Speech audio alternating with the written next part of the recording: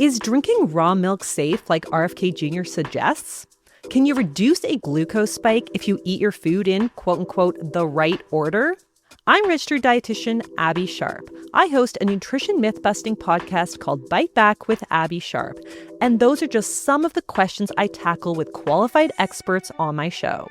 There is so much food misinformation and disinformation out there, and it can feel impossible to know what's real and what's BS. On Bite Back, my goal is to help listeners create a pleasurable relationship with food, their body, and themselves, which in my opinion is the fundamental secret to good health. Listen to Bite Back wherever you get your podcasts.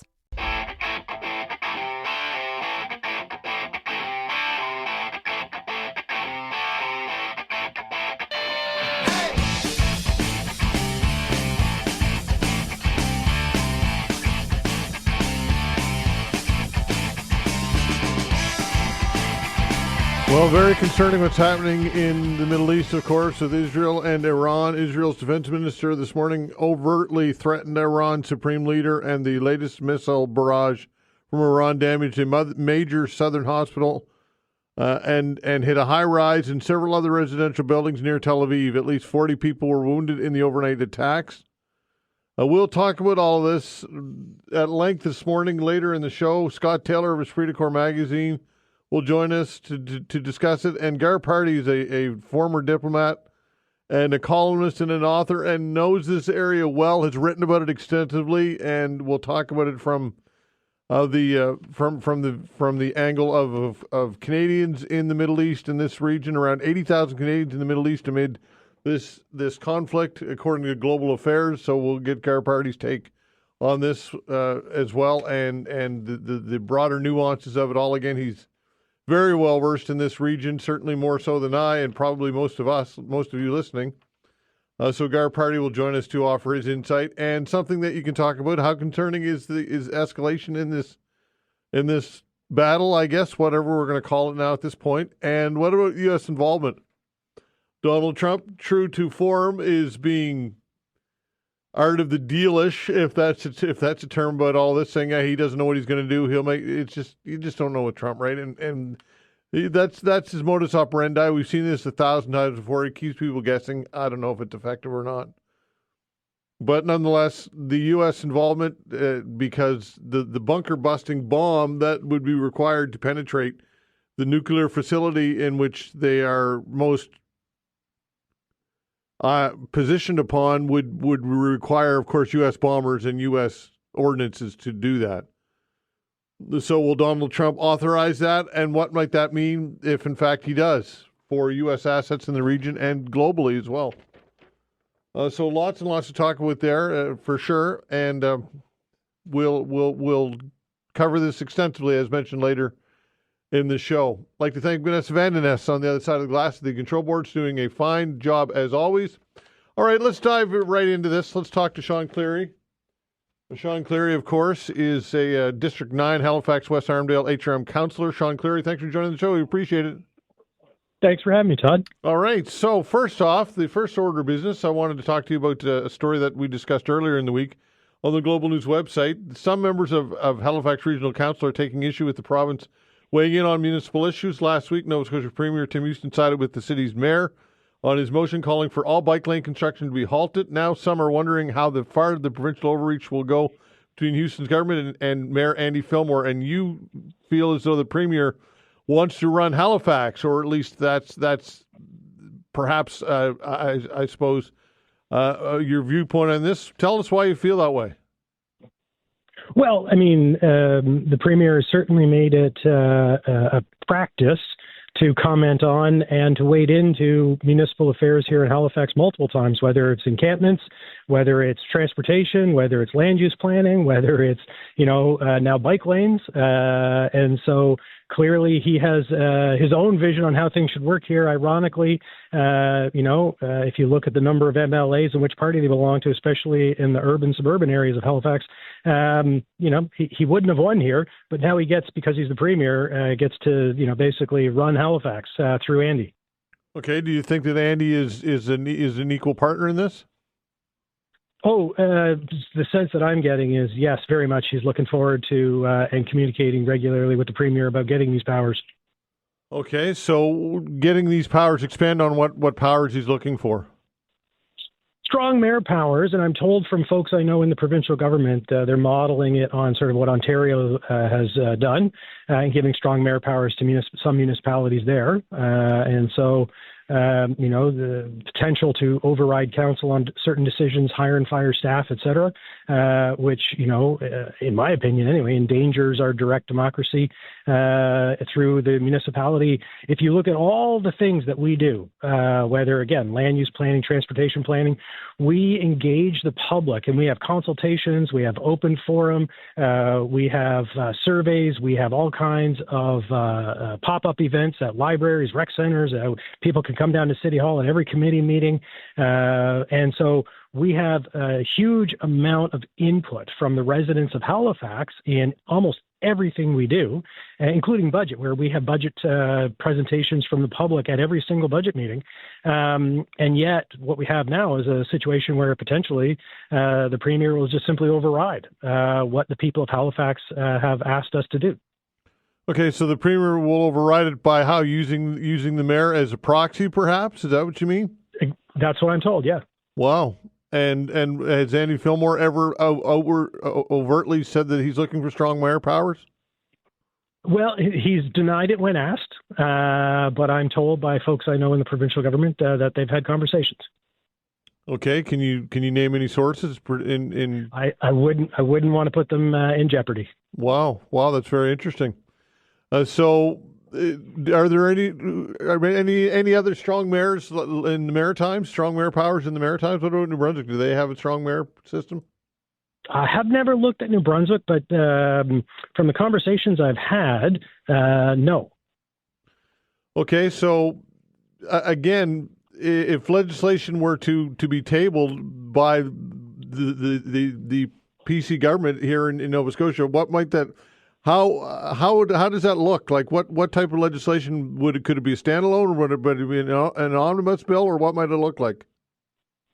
Well, I'm told it's coming this fall, and it'll require a number of changes, more specifically changes to the Halifax Regional Municipality Charter, right, which lays out, how we operate our government and the processes that we follow. But this government, through various types of, mostly to our charter, but also through things like the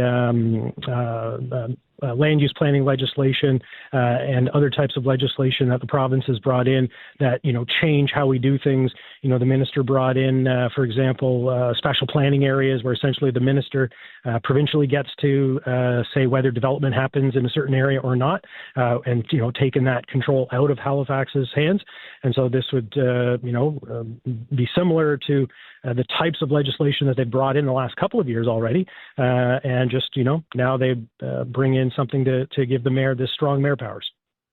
Okay, so what are the other pitfalls, I guess, with strong mayor power? Just overreach or just unilateral power? What might be some of the other concerns here, if there are other concerns that you've not already covered?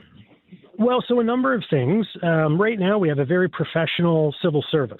And so the strong mayor powers that I'm told is being modeled on would allow the mayor to hire and fire senior staff. And essentially what that does is then it privatizes and puts under the mayor's thumb the direction of the city, because essentially right now council is the boss of the chief administrative officer.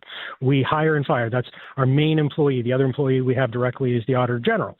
And so if the mayor can unilaterally fire and then hire his own CAO, then essentially he then controls the civil service in the municipality. It's no longer accountable to Halifax Council, only to the mayor. And that would be a dangerous way to move municipal government, because we're set up in a very different fashion than provincial or federal government. We don't have sort of the executive control. We don't have ministers that run departments. And so council as a body, we're more like a board of governors. or a board of directors, if you think about that for a corporation. And so it's not a model that works well. So essentially what you'd have is the potential for, depending on the level of support that would be required to veto or override the mayor, you might end up actually with more gridlock than you would support and cooperation, because it may just antagonize the rest of council to vote against everything the mayor wants to do. I would hate to see that. What I want to see is a mayor who is collegial, is collaborative, builds a coalition, says, here's my ideas, has meetings and gets support for things that are generally popular. And so, what you could end up with is the exact opposite of what you might want to achieve by having the strong mayor powers. And we've seen that play out in a few municipalities in Ontario as an example. And so I don't want to go down that road. And frankly, if a mayor is strong, if you have a strong leader, they don't need strong mayor powers. And so that would be, I think the way that, the mayor should operate, rather than appealing to the premier to give him strong mayor powers. Are you suggesting Andy Fillmore is not a strong mayor? Well, you know what? If you look at his past actions since he's been elected, the conclusion one might draw is no, he's not. Well, and what about Mike Savage? What if you were to compare the two? Are there comparisons? I think any objective observer, could conclude that Mike was a very strong mayor who didn't need strong mayor powers. But I don't want to drag Mike into this because he's our lieutenant governor now, and he's above political reproach, as they say. Have you had conversations with Andy Fillmore about this, the mayor? Several of us councillors have had many conversations. Myself and another councillor offered to help him get his agenda done, to help him build coalition, but he decided to go on his own and surprise council with a number of different motions over the last few months, and all three of them got voted down. Okay, you said that generally the mayor should introduce things that are generally popular, but sometimes governing is not always about making or going with popular decisions, I suppose. Sometimes decisions are tough and not popular is my point. Do you agree or disagree with that? Very much so, but it depends on popular with whom. Popular with the body you have to work with, popular to a certain demographic, popular with the populace in general. There are lots of competing viewpoints in Halifax. As a councillor for 8 years now, I encounter that regularly. I can't think of almost any issue where every single councillor and every single resident that I have agree on everything. And that's part of democracy, is you fight about these ideas, you debate them, you discuss them.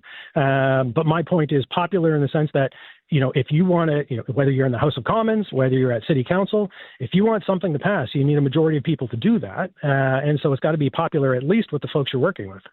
Okay, so if the Premier decides to table legislation, or however they table legislation, amending the Halifax Charter, do they not have to give some reason as to where they come up with this idea? And at some point, might it come into public record that Andy Fillmore was lobbying for this?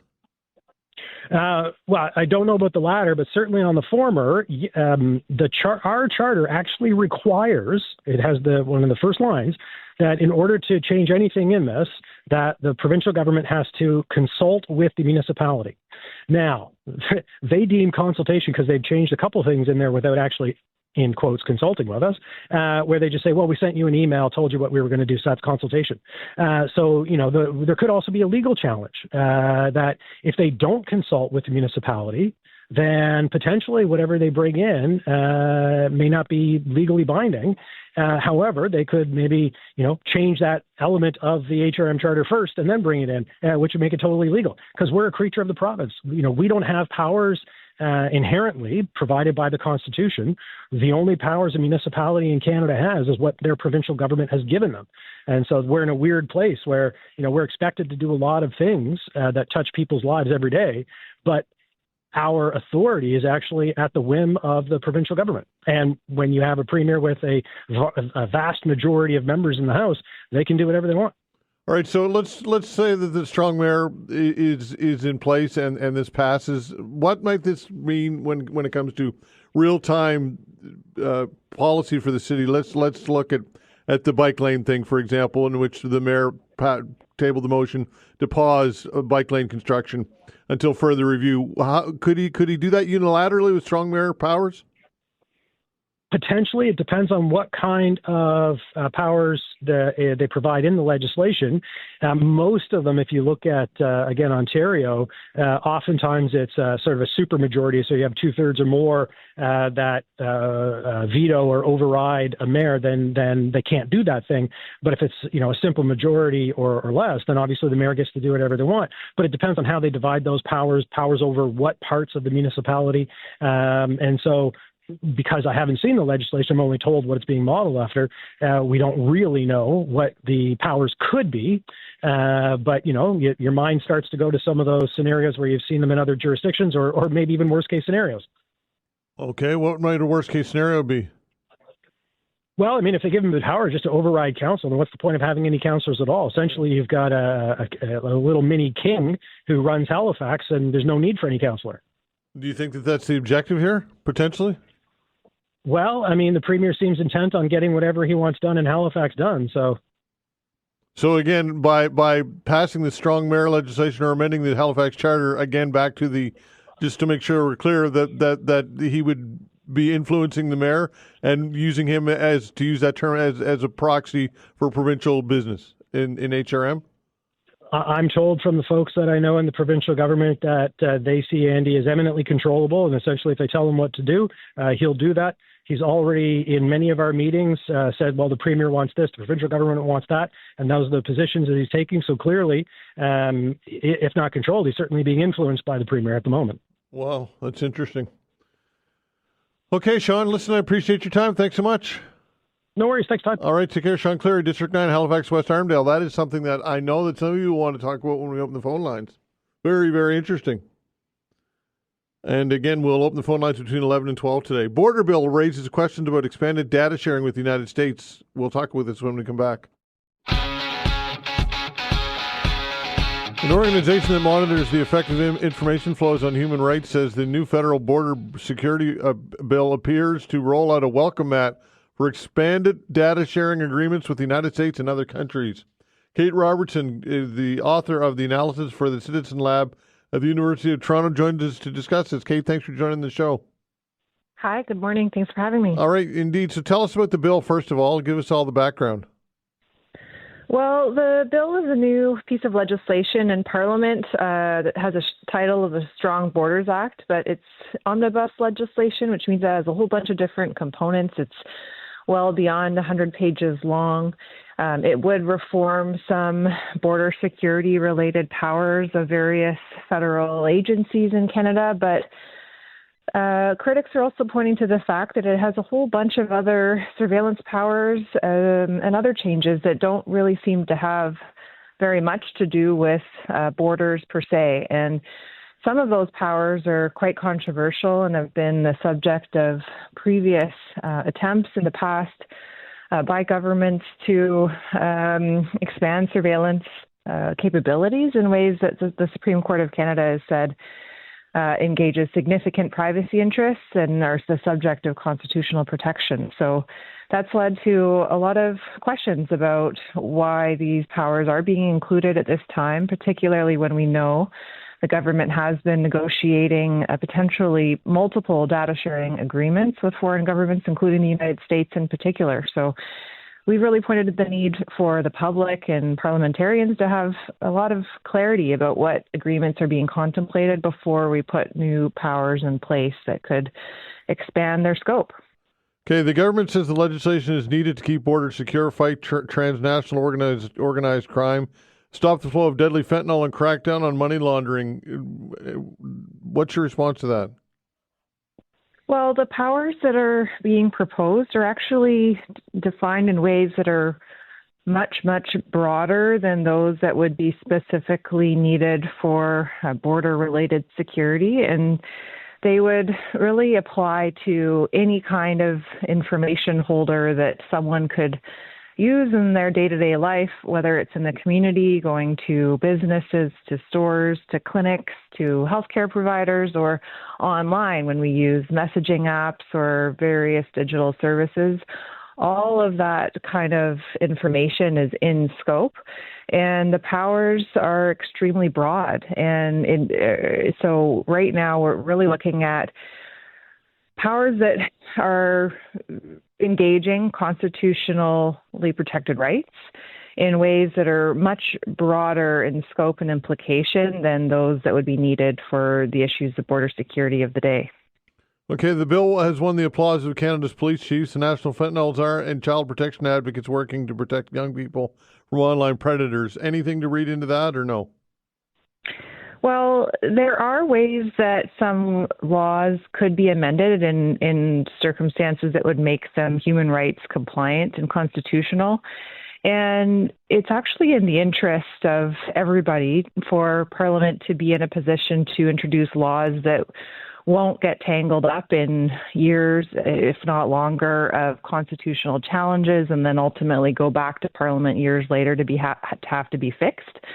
And it's not as if we aren't aware that that's exactly what's going to happen, given that has been what's happened in past cases where this type of effort has happened. But there are options to more narrowly circumscribe surveillance powers in ways that would fit the public interest objectives. And human rights have always been cooperative with public safety in that regard. Just we need a much closer match in this case. Okay, what are some of those other options then that you referred to? Well, right now we have surveillance powers that are extremely powerful, and we have the ability to use them in Canada in ways that allow judges to also have a second look and make sure that judges authorize the type of information being collected and ensuring that it's actually useful and proportionate to investigations involving, sexual offenses, drug trafficking offenses. Those types of oversight systems are completely compatible with law enforcement investigations. But right now we're seeing some of those safeguards actually being potentially completely eliminated for certain types of sensitive data sources. And that's where the problem really arises. Okay, and this is obviously in a rush to appease the United States and Donald Trump in particular. I would surmise. What's your take on that? Well, certainly political commentators would have different answers as to what the bill is for and how it may factor into negotiations. As a researcher at the University of Toronto, I have been following two negotiations that have been publicly disclosed around data sharing with the United States. And we've pointed to some significant problems with those treaties and said that Canada doesn't need them. It has a good system for sharing information with law enforcement on the south side of the border, and resources should be invested to make it as meaningful as it needs to be in terms of timeliness. But right now we see ways that this bill is attempting to make some of those treaties reality in Canada, and it really emphasizes the need for the public to have transparency with the government about what its intentions are. Okay, and dissenting voices in Parliament, I'm sure there are some. Well, it sounds as if there is recognition that there is a need for really careful scrutiny given the complexity of the powers that are being proposed. But hopefully, when Parliament does go about its work to scrutinize this legislation, it has all of the information that it needs to, because otherwise the scrutiny will really be half blind. Okay, Kate, appreciate your insight. Thanks so much. Thanks for having me. All right, take care. Kate Robertson, author of the analysis and from the Citizen Lab at the University of Toronto. All right, so again, lots going on in the Middle East, and we're going to unpackage it all in the next half hour with Scott Taylor of Esprit de Corps Magazine, and we'll also chat with Gar Pardy, former diplomat, columnist, and author who knows the region very, very well and has written about it extensively. So we'll get to all that when we come back.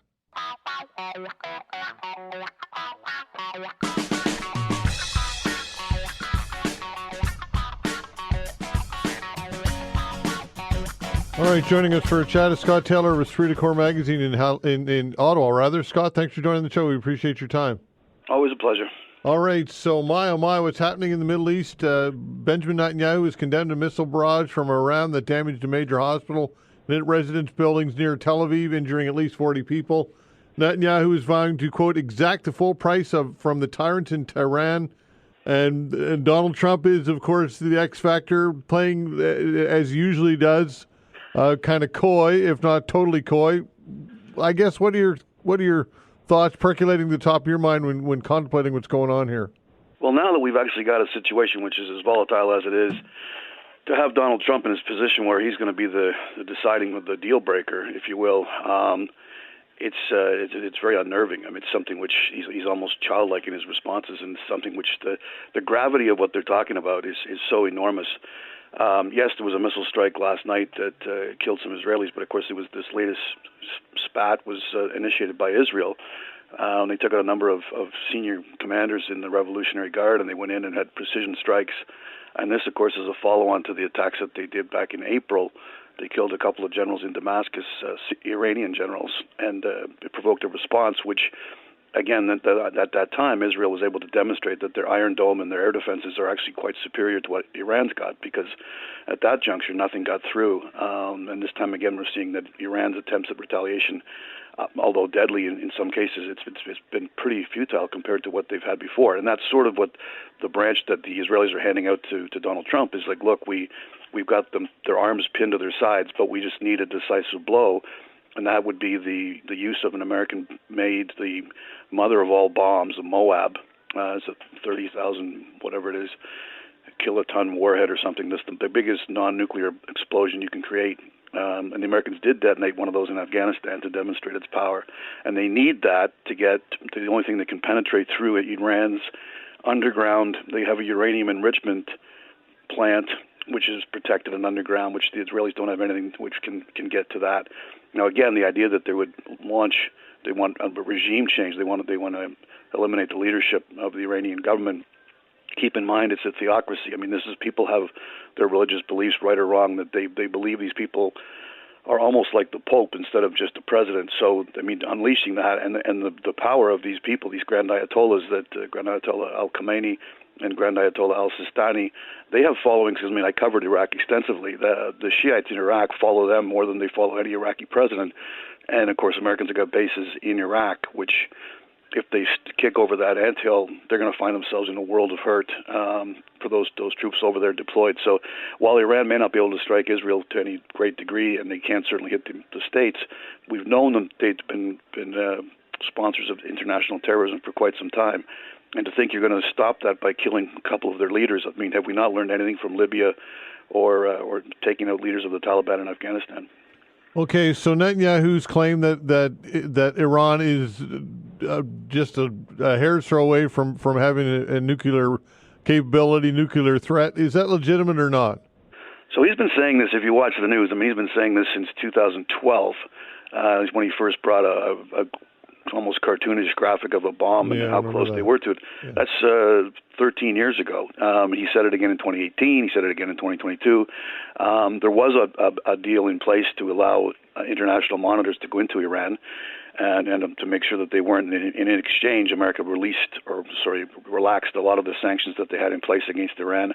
And it was President Trump in his first term who pulled out of that deal, which allowed the Iranians to go without having inspections, which is what they now are using as the excuse for them to execute leadership or regime change in Iran, and certainly to take out any nuclear capability that they might have gotten close to having.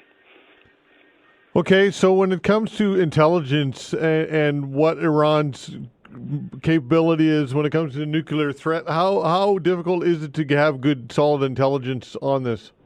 Well, we heard almost the exact same phraseology when they were saying it was Saddam Hussein who was going to get his nuclear capability up. It was 45 minutes away, and that was months in advance of the invasion.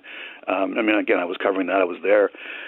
And, of course, the Iraqis let the inspectors in, and they couldn't find anything, and even up to the last minute. But then the excuse was, well, we can't be sure, and we need to err on the side of caution, which I'm sure the Israelis can invoke the exact same phraseology and say that, we couldn't be sure, and they've obviously Iran has repeatedly expressed their intent to existentially eliminate Israel from the planet, so they would be able to say it's self-defense. But the capabilities that Iran has shown, I mean, even that they sponsor the Houthi regime in Yemen that's launching attacks in support of Gaza. Like this thing is so multi-dimensional. They support Hezbollah in Lebanon, and of course Hezbollah was fighting in Syria on the side of Bashar al-Assad, where he's been toppled now, and you've got a Sunni leader there. So it's like, this is not something you can easily fix. I mean, and again, Iraq is not stable. They're the country over which they need to fly if they're going to hit into Iranian targets. And as I said, the majority of people inside Iraq are Shiite, and they would follow and be very supportive of the regime in Tehran because of the religious connotations. So this is not something like we were told that if you just simply take out Muammar Gaddafi, Libya will be a happy place. It's not. They created 1,000 Muammar Gaddafis, and it's been lawless, anarchy since we intervened back in 2010. So it's not something which we should be looking at in any way gleefully. And anytime you're dropping something as big as a Moab, you're going to kill a lot of innocent people. Okay, can the Moab be targeted to that one target though? Oh, it can be targeted, but it's the size of the explosion. When they launched it in Afghanistan, they was just on the eve of President Trump in his first term visiting North Korean leader Kim Jong-un, and it was like a demonstration of what they could do. But you don't do that. I mean, and not kill women and children. And they said it was only ISIS fighters in a cave, but that the size of the crater. You had all these guys who invented the thing, high-fiving in the States and the Pentagon when it went off, because it was just, like little boys with a big firecracker. Like, it was just so enormous. But people died. I mean, no ISIS fighter lives in isolation. They want to have people cooking their meals or tending their wounded or whatever. I mean, it would have been a community. So, and not all of them would have been something which you'd want to sentence to death. But, the cavalier manner in which we would drop this, we would never think of dropping one on Ukraine or anything in Europe. I mean, it's just something only if it's in Iran or in the Middle East or it's in Central Asia. Okay, so if in fact the U.S. does deploy and Donald Trump gives it the green light, military assets, like you were saying, in Iraq and throughout the region would be vulnerable to attack. Is that accurate? Yeah, and we've seen that anytime there's been a big onrush of hostilities. That is something which they've used to threaten. They've used the Iraqi Shiites to attack American bases in Iraq, and that's where they would be vulnerable. And they still have a sizable presence. I think it's in the region. There's almost 40,000 American troops deployed between Syria, Iraq, and Lebanon, etc. So there are many Americans who would be vulnerable to retaliation. But again, I mean, the mainland America is safe, and Israel with their Iron Dome would be fairly safe. So this is something which, like I said, they've sort of pinned the opponent's arms to his side, and they're going to get the Americans to come in and deliver the knockout blow. And of course, the Strait of Hormuz is always vulnerable, and we know that 25% roughly of crude, the world's crude goes through the Strait of Hormuz. Well, strategically, how important is that? I don't think that the Iranian Navy, I mean, the Americans have got the Sixth Fleet based in Bahrain. I mean, they can control that. That's not something which they can threaten to cut it off. I mean, it's something, I'm sure the price of oil has been going up just with the threat of what they're going to do. Iran has nuclear reactors. I mean, they're meant to generate power, and then, of course, they say that they're going to convert it into weaponry, but they've never done so far. But if at any point their nuclear reactors are threatened, that would take them offline. And then, of course, they would be having to use their own, what they would normally export for domestic consumption, which would, of course, change the whole volume available worldwide, which puts the price up. So we've seen this before, where every time they threaten it, puts the price of oil back up. Yeah, for sure. So when it comes to if Iran was able to develop a nuclear bomb, what might their delivery mechanism be? Because I don't know that it would be easy to make it into a missile warhead. And certainly, so what might the delivery mechanism have to look like? Would it be crude or an airplane or what? Well, that's what I don't think, given the success rate. I mean, and it's not completely foolproof, but the Iron Dome has been very successful, and with their Air Force assets. When they had the incident in April when they killed the 2 Iranian generals, and then there was the retaliation, like sort of massive retaliation by Iran. Almost every single thing that they fired at Israel got shot out of the air, and that was like a sort of glory time for the Israeli Air Force, because they were allowed to use airspace outside of their own country through neighboring countries. They were able to use Iraqi airspace and Jordanian airspace and to be able to go further afield, and they were quite happy that they could do that. So they've now proven that that's the case in an actual situation. So I think they feel relatively secure that even if Iran did have something, it's not going to get to Israeli territory, but that the surrounding countries might want to be paying close attention. Scott, great as always. Thanks for your insight. We'll do it again. Have a great time. All right, take care. Scott Taylor, Esprit de Corps Magazine. We'll talk to Gar Pardy about all this when we come back.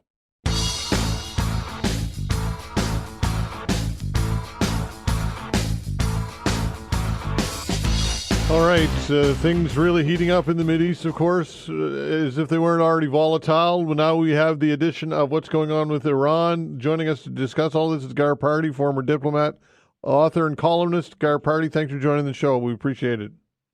Good morning, Todd. All right, so let's talk about this, I guess, from the vantage point, first of all, of Canadians in the region. Around 80,000 Canadians in the Middle East amid this conflict. What are your thoughts from a global affairs vantage point on this? Yeah, I guess the biggest problem, of course, is any sort of transportation out of the region. A lot of the airlines, of course, have cut down. There's a bit of ship traffic going on, I think, between Israel and going over to Cyprus. I think as far as that area is concerned, Jordan is still relatively open for people who want to get out. But I'm not quite sure if there are any plans for Canada to put any planes on the ground to get people out of Israel itself. I think we're still awaiting developments there. A couple of countries, I think, have arranged for people to get out through Jordan and through ship and that. As far as Iran is concerned, of course, there's been a few people have gone out through Iran as a common border with Turkey and another border with Armenia. And both of those borders are open, but in terms of internal transportation out of danger areas in Iran itself, well, who knows what's going to be bombed tomorrow? That almost seems to be an open set of targets. So, it's pretty dangerous. We know about 4,000 Canadians in Iran, but I would suspect that that's probably only about a half or maybe even only a third of Canadians in Iran. As far as Israel is concerned, the numbers are open-ended. In terms of Canadians there, so there's a large group of people there, not as large as the group that we got out of Lebanon a number of years ago, but it's much more difficult than that was. Eventually, ships did the job as far as Lebanon was concerned, going over to Cyprus. But for Canadians, I think the advice from the government is to stay put and listen to the news and see what opportunities may arise in the coming days if you want to get out. Do we have embassies, functioning embassies in Iran? No, we don't. We closed it down a number of, I think 4 or 5 years. I can't remember which. We've closed and we've opened and we've closed, but we don't have anybody operational as far as Iran is concerned at the moment. All right. So as far as consular services go, what might Canadians in that area? Is there anybody to call upon? No, well, telephone is your only answer. There's a 24-hour number here in Ottawa, and I think it's 996-8885, area code 613. That would for Canadians to try, and that should give them an up-to-date information of possibilities of getting out if they want to get out. But that is, until they come up with some plans, and I don't think anybody is making any sort of long-term plans here until we get some sort of sense about the air war that's going on both in Iran and in Israel. It just hasn't moved beyond the borders of those two countries yet. The air war, everybody's got their fingers crossed with regards to what the Americans might plan to do themselves, and whether that's going to come together in terms of what Mr. Trump is going to say in the next, it'll probably be the next 24 hours.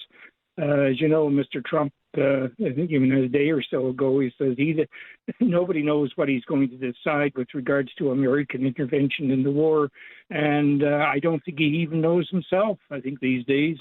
And the other thing to bear in mind about Mr. Trump is that he is a serial liar, I think, on these kinds of issues. So there's not an awful lot of information out there that you can do any definitive planning with.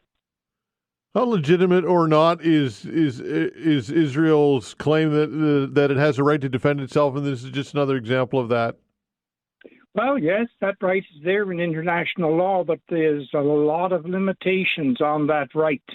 It doesn't give you permission to do the kind of thing that Israel is doing in Gaza, or the things that it's doing in the West Bank at the moment, nor does it give it the right to do what it's doing with regards to its attack on Iran these days. So there are limitations on that right to defend yourself. And the information that's available with regards to Iran's nuclear program, there's no doubt that they've got activities that are underway, but how far those activities are away from any production of a usable nuclear weapon is, I don't think is willing to guess. Some people say it's a matter, other people say it's a matter of years. The Iranians claim that no plans whatsoever to produce them. Israel, of course, there's one has got to take all of this sort of thing with a jaded view. Israel, of course, has had nuclear weapons since 1967. Okay, you say there are limitations. What's that based on? Well, it's international law. It's I think the Vienna treaties that were written, I think, largely in 1949, but limitations. Basically, you don't do more harm in defending yourself than what the occasion demands. And Israel, I think the world has come to the conclusion that what Israel is doing, say, in Gaza, is very much over the line in terms of those. Even the International Criminal Court of Justice basically has suggested that maybe what they're doing there is beyond genocide. It's attack on Iran. There's been ongoing, as you know, attacks involving Iran and Israel now for a number of years, but they have never done much more than the firing off an occasional missile or a drone attack. The Israelis at this time, of course, has included craft, an aircraft that we're quite familiar with, F-35, that has been used. Getting those aircraft in and near Iran is a major task for the Israelis. I think basically they're flying down the Red Sea and out over the Sea of Saudi Arabia there in that area, and then going into Iran from that angle. But the effectiveness of that air war is... Well, you got to wait till the war is over until it results in anything positive for either country, for that matter. The one thing that I think you can take is, again, neither Israel nor the United States want to put ground troops into Iran. Iran has got 90 million people, and they have fought wars. The only time the Americans tried to go into Iran back in, I think it was 1980, to rescue some of the diplomatic hostages that were taken in the government there. And it was a total disaster for the Americans. And basically, it ended the presidency of Jimmy Carter. So I don't think the Americans want to put anybody on the ground, nor do the Israelis. The Israelis just do not have the manpower to do any sort of a land incursion into Iran. So that's ruled out. What we're dealing with now is an air war, and the question there, how much does each country have with regards to the length of that air war? We'll have 7 days, 8 days now. We'll see how much more to do. All right, what type of messaging are you expecting from the Canadian government on this event? They haven't said much, I don't think, as far as the war is concerned. Its earlier statements when it got together with France and the EU, now Norway and a couple of other countries, they've been issuing statements regards to Israeli action in Gaza and the West Bank. And this is the first time that those countries have been publicly critical of Israel in terms of those kinds of activities. And Israel, of course, is doing its usual defense, but I don't think that's going to carry them very far. And I think that the real problem here is that are the Israelis engaged in activities here that will do more damage internally to Israel than it does to its neighbors. And that's what you're looking for right here, is how strong is the support for Netanyahu, who is really in a right-wing government. and their activities in terms of trying to protect themselves and trying to stay in power, how long can they sustain this kind of activity? Israel does not have a lot of people. It's 10 million people. 8 million would be Jews and 2 million are Palestinians. And how strong is the support in Israel for this kind of war? They can't do an all-out war because, in effect, their economy is already in trouble, and there's suggestions already that they're going to back off some of their activities, maybe in Gaza or in the West Bank, in order so that people can go back to work on the economic side in terms of Israel. Gar, always appreciate your insight. Thanks so much. We'll talk again soon. I'm sure we will. It's the Middle East. Indeed. Okay. Todd, thanks, pal. You Take care now. All right, take care. Gar Pardy, former diplomat and columnist. All right, what is on your mind today? Perhaps you might want to weigh in on this or anything else you have on your mind. The way to reach us is 902-405-6000. Earlier in the show, Shawn Cleary was on the show and said some pretty interesting things about the mayor and Andy Fillmore, suggesting, but quite critical of the mayor, quite honestly, and suggesting that he's taking strong mayor position through the provincial government. And Tim Houston may indeed use him as a proxy to do the bidding of the province if, in fact, they can set that up. It's interesting comments. What are your thoughts on that or anything else you have in your mind? 902-405-6000. Your calls when we come back.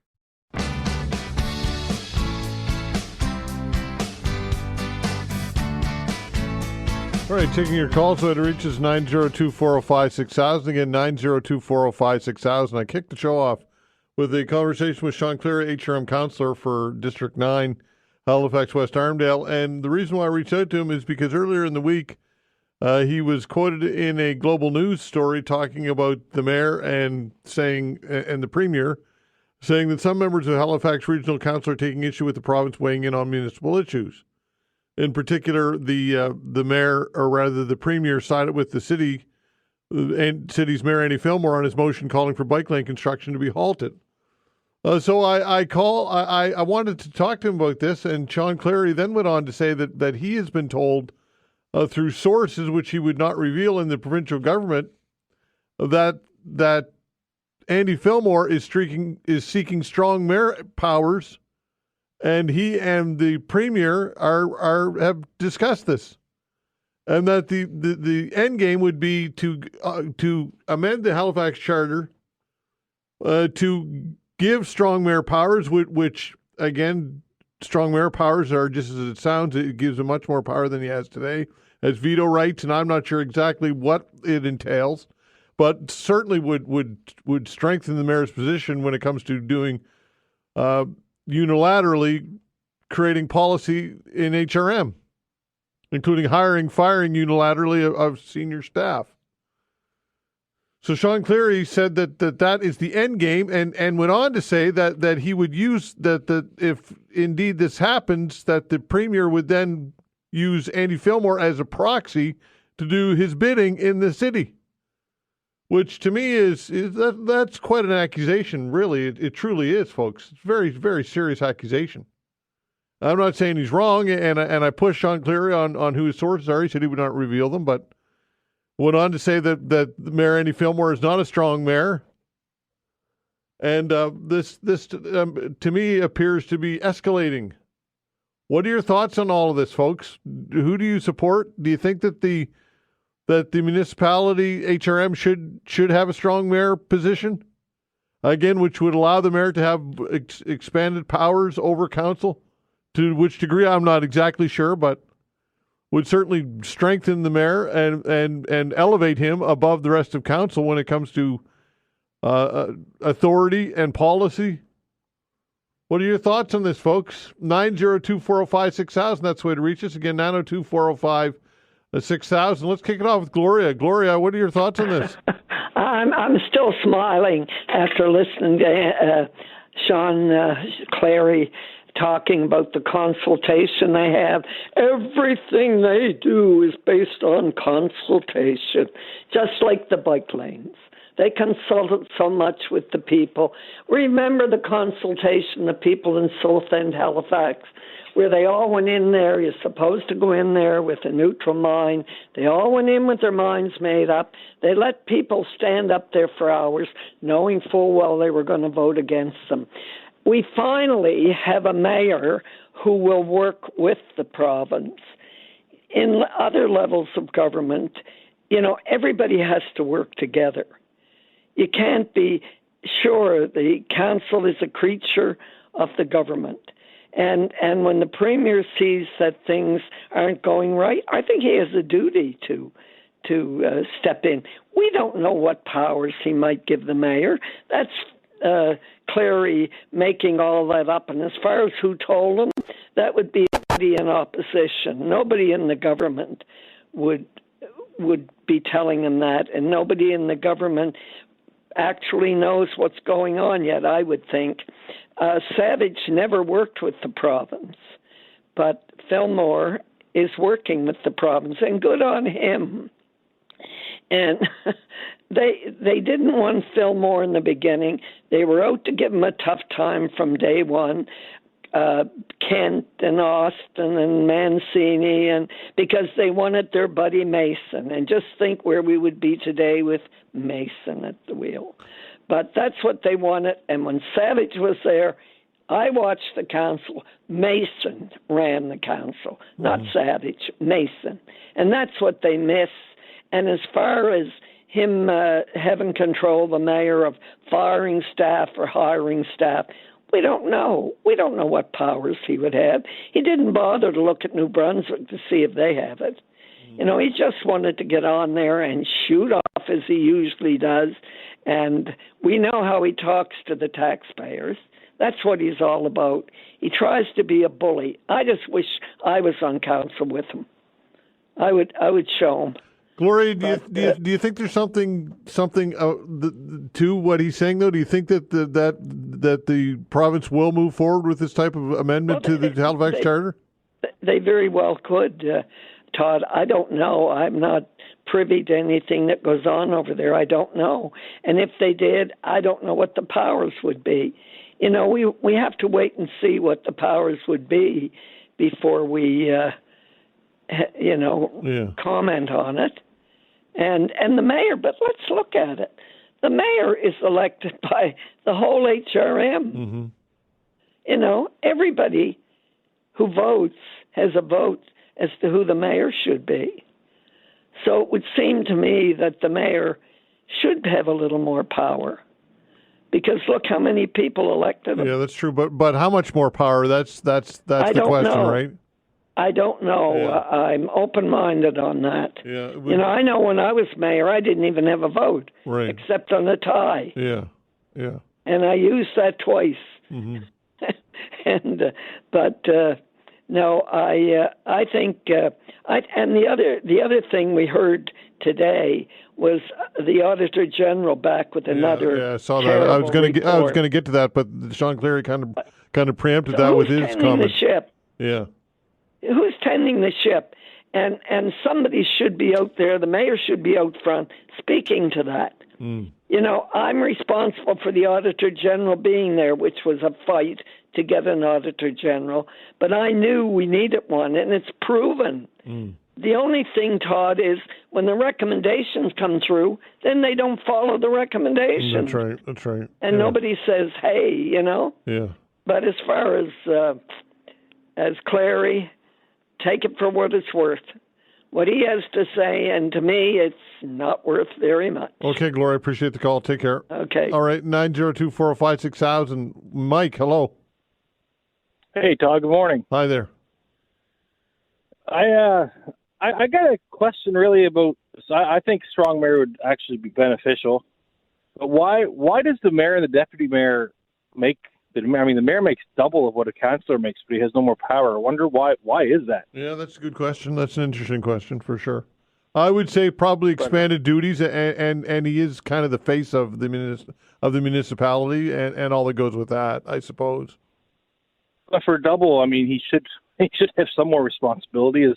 But Cleary, I'm not a lawyer by any means, but some of the stuff Cleary said today, if he can't back that up, is that not slanderous? Well, I don't know if it's slanderous or not, but it's certainly inflammatory, and it's certainly provocative and controversial for sure.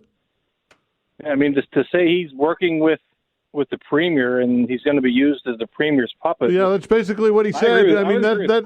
Gloria, like that's paraphrasing. That's paraphrasing what he said. Is that they want to get this done so that the premier can basically run the city through the mayor, Andy Fillmore. That's pretty provocative. Yeah, and I mean, as far as these bike lanes go, like how far? When's that going to stop? So this is ballooned by $80 million since originally it was 20 million. Now it's $100 million. So it's ballooned by 80 million. Where's that going to stop? Because the project hasn't even started yet. At 80 million, that's just, if we don't run into problems here, if we don't have a landowner fighting us for surveys here, if we don't run into an old cobblestone street under the ground that someone wants to save, like this could balloon to 150 million. Are they going to pull the plug then, or are they just going to let whoever's doing it keep jacking the price up? I think the mayor trying to rein this in, like how is that a bad thing? I don't get that. Okay, appreciate the call, Mike. Take care. Thanks. Okay, 902-405-6000. Hi, Blair. Hi. I think the mayor and the premier should get together and work with a developer at the corner of Kennard and Windsor Street to get them to go somewhere else and make that a lane for traffic rather than to put an apartment house on an awkward intersection. Those are the kind of things they could do independently, but the mayor also has to start talking to people before he proposes things at council. He'll never win some of the councillors, but he could maybe do a better job getting them on side before he announces what he's doing. Do you think that what Shawn Cleary is said, it could be true that he's seeking strong mayor powers? Oh, he's a former MP and he's a former city planner who got us to do his dance on all this densification. I'm sure the mayor really wants to push forward on his agenda, and however that works, he'll work it. Whether or not the premier will give him a lot of powers, I don't know, because the premier's already taken the development powers and given it to his own committee, so he doesn't really need the mayor to do it. What about Shawn Cleary's accusation that the premier would establish strong mayor powers and use Andy Fillmore as his puppet or proxy to do the province's bidding in the city? I think Shawn Cleary likes to do those statements because Shawn Cleary likes to hear his name repeated over and over again. The majority of people in my district voted against having the man. However, because of the split in the vote, he won. He's not really popular amongst us, so I don't know if he has any opinion that you can put money on. Okay, Blair, appreciate your call. Thanks. Bye. Take care. 902-405-6000. We'll continue with your calls when we come back.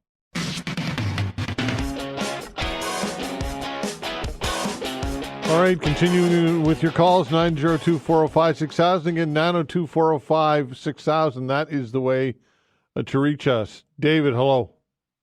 Good morning. How you doing? I'm well, you? Not too bad. Just listen to your show and listen to Shawn Cleary. It makes my skin crawl. I'm not in his jurisdiction, thank God. Good comments by Gloria. Good to hear Blair, who's in his area, which I wasn't aware he won by a split vote, and they don't even like him, and I can see why. And I think he needed a few more words out of his mouth, and he could have been slander. He's borderline. If you would have kept him on for another 2 minutes, he probably would have shot himself in the foot. He's a perfect example, and I hope he's listening, of the problem around here with the boys club, and he's the leader. And I think it's him, Mason, Mancini, a few others. And the can is just starting to open, and we're looking inside. It's starting to come to the top with this snow removal thing on the news last night. Yeah. I told you that for years, Todd. I told that to Rick, that there's a problem, and now it's arising. They're trying to. The developers are running the city, and I know that's a huge statement, but they really are. I think where some of these buildings are going, and what area they're going in, and out onto sidewalks, and half out on the road, and the city's a mess. And I've said this before. And listening to him, I almost had to turn the radio station off because I can't stand the man. And I hope you have him on some Monday so that we can nail him. Because you only need him. You need one councillor in the hot seat, not two. you'd have enough calls. Well, I'm just irate listening. I'm irate listening to him because I told you this before. Yeah. I didn't vote for Andy Fillmore. Not that I don't like him, but what he's doing has my support, if you can understand that. I think to come on and say what he's saying, do we need that? Maybe we do. But you know what? He sounds like a scared councillor that they're starting to open the door and look inside the closet and there's some skeletons there. That's what he sounds like to me. That's what he came across as, one comment after another, negative. And, you know, like Gloria said, they wanted their friend Mason in. They wanted to vote Mason in. The writing was on the wall. You could see that. Well, when they didn't get it, they were pissed off. So now they're ticked off. Now we got a mayor who's coming in here because Savage was just a puppet. Just a puppet, that's all he was. Is that a mayor coming in here? And so what party he was. And doesn't matter that he was an MLA or a city planner. He's coming in here with thoughts of, okay, let's take the mayor to a next step. And he's being held back by a bunch of cronies in a group that's manipulating the rest of the councillors. You must see that, Todd. Well, I mean, to suggest, to make the accusation publicly that they're working in cahoots, he and Houston wants to set him up with these powers so that he can work. He can basically be his proxy or his puppet. That's inflammatory. Really, it is. It is inflammatory, and it's two comments, two words, or one sentence away from a lawyer being involved, like the last caller said. I just wish he had another minute because he was slowly putting his foot in his mouth. And to listen to him, like I said at the beginning, makes my skin crawl. I can't stand the man. And Todd, I don't even know him. I just know him from reading about him, listening to him on your show year after year. And, 8 years is too long for that guy. He should have been gone long ago. But you know what? I think we're going to see down the road, there's a club happening. There's a little group on the council that manipulates the new ones, manipulates what other councillors' opinion they might have. And they're strongly trying to run everything. And I think if you look at the councillors that have been in there for a while, you're going to come across a Mason, you're going to come across a Mancini, you're going to come across a Cleary, you're going to come across a few others that are in their second, third term, whatever. That's your group, Todd. And you know what? I hope Andy Fillmore keeps pushing, and I hope that he looks at his situation and doesn't give up. Just keep pushing and pushing and pushing. But in closing, Cleary, I don't want to say on the phone what I think of him. I think, David, you already said it. I don't think you need to say anything else. I don't. No, and I hope you have him on your show on Monday because you will be flooded with calls. Okay, thanks, David. Appreciate it. Take care. 902-405-6000. I don't know that Shawn Cleary minds being kind of the center of the storm. I think that is something that he enjoys. 902-405-6000. David, hello. Hi, David. David, are you there? Okay, I'll put Dave on hold. 902-405-6000. Shawn, hello. Hi, Shawn. We're 0 for 2. 902-405-6000. David, hello.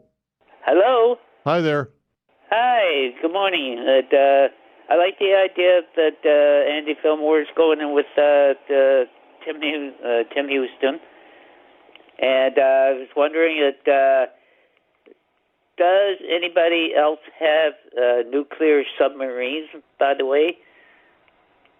I don't know. I really don't know that. You mean other than the United States? I'm assuming that some would, yeah, but I don't know for sure.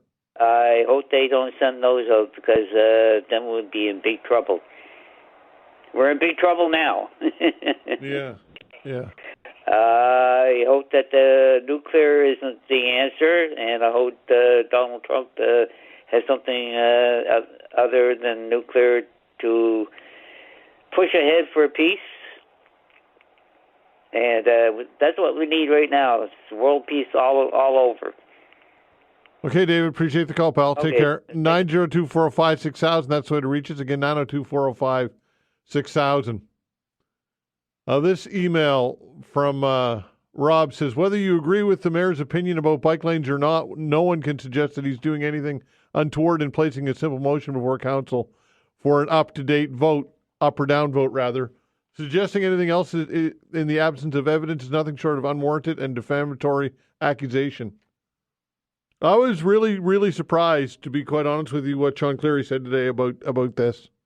About saying that sources in the provincial government have told him that in the works it's legislation that would give the mayor strong power. Excuse me. Swallowed something wrong. Would give the mayor strong man power, and that inevitably that the premier would use the mayor as a proxy or a puppet. I was very surprised by that. Very surprised by that. What are your thoughts on this, folks? Give us a call at 902-405-6000. We'll be back. All right, continuing with your calls. What it reaches is 902-405-6000. Again, 902-405-6000. A lot of people talking about the reaction from Shawn Cleary, who joined the show earlier, District 9, Halifax West Armdale, HRM councillor, of course. I had him on the show because I was reacting to something we talked about earlier in the week. On the Global News website, some members of Halifax Regional Council took issue with the province weighing in on municipal issues. Last week, the Premier, Tim Houston, sided with the city's mayor on the motion calling for all bike lane construction to be halted. So I invited Shawn Cleary on the show because he was one of the dissenting voices about this. And Shawn Cleary went on to say that to his knowledge, sources have told him at the provincial level he would not disclose the sources. I asked him who. He said he would not reveal the sources. But sources have told him from the provincial government that, in fact, the mayor and the premier of the province have been working to get legislation in the fall which would amend the Halifax Charter, which would give the mayor strong mayor powers. And again, when I asked him where this information was coming from, he said he wouldn't reveal the sources, but stood by them, that it's accurate.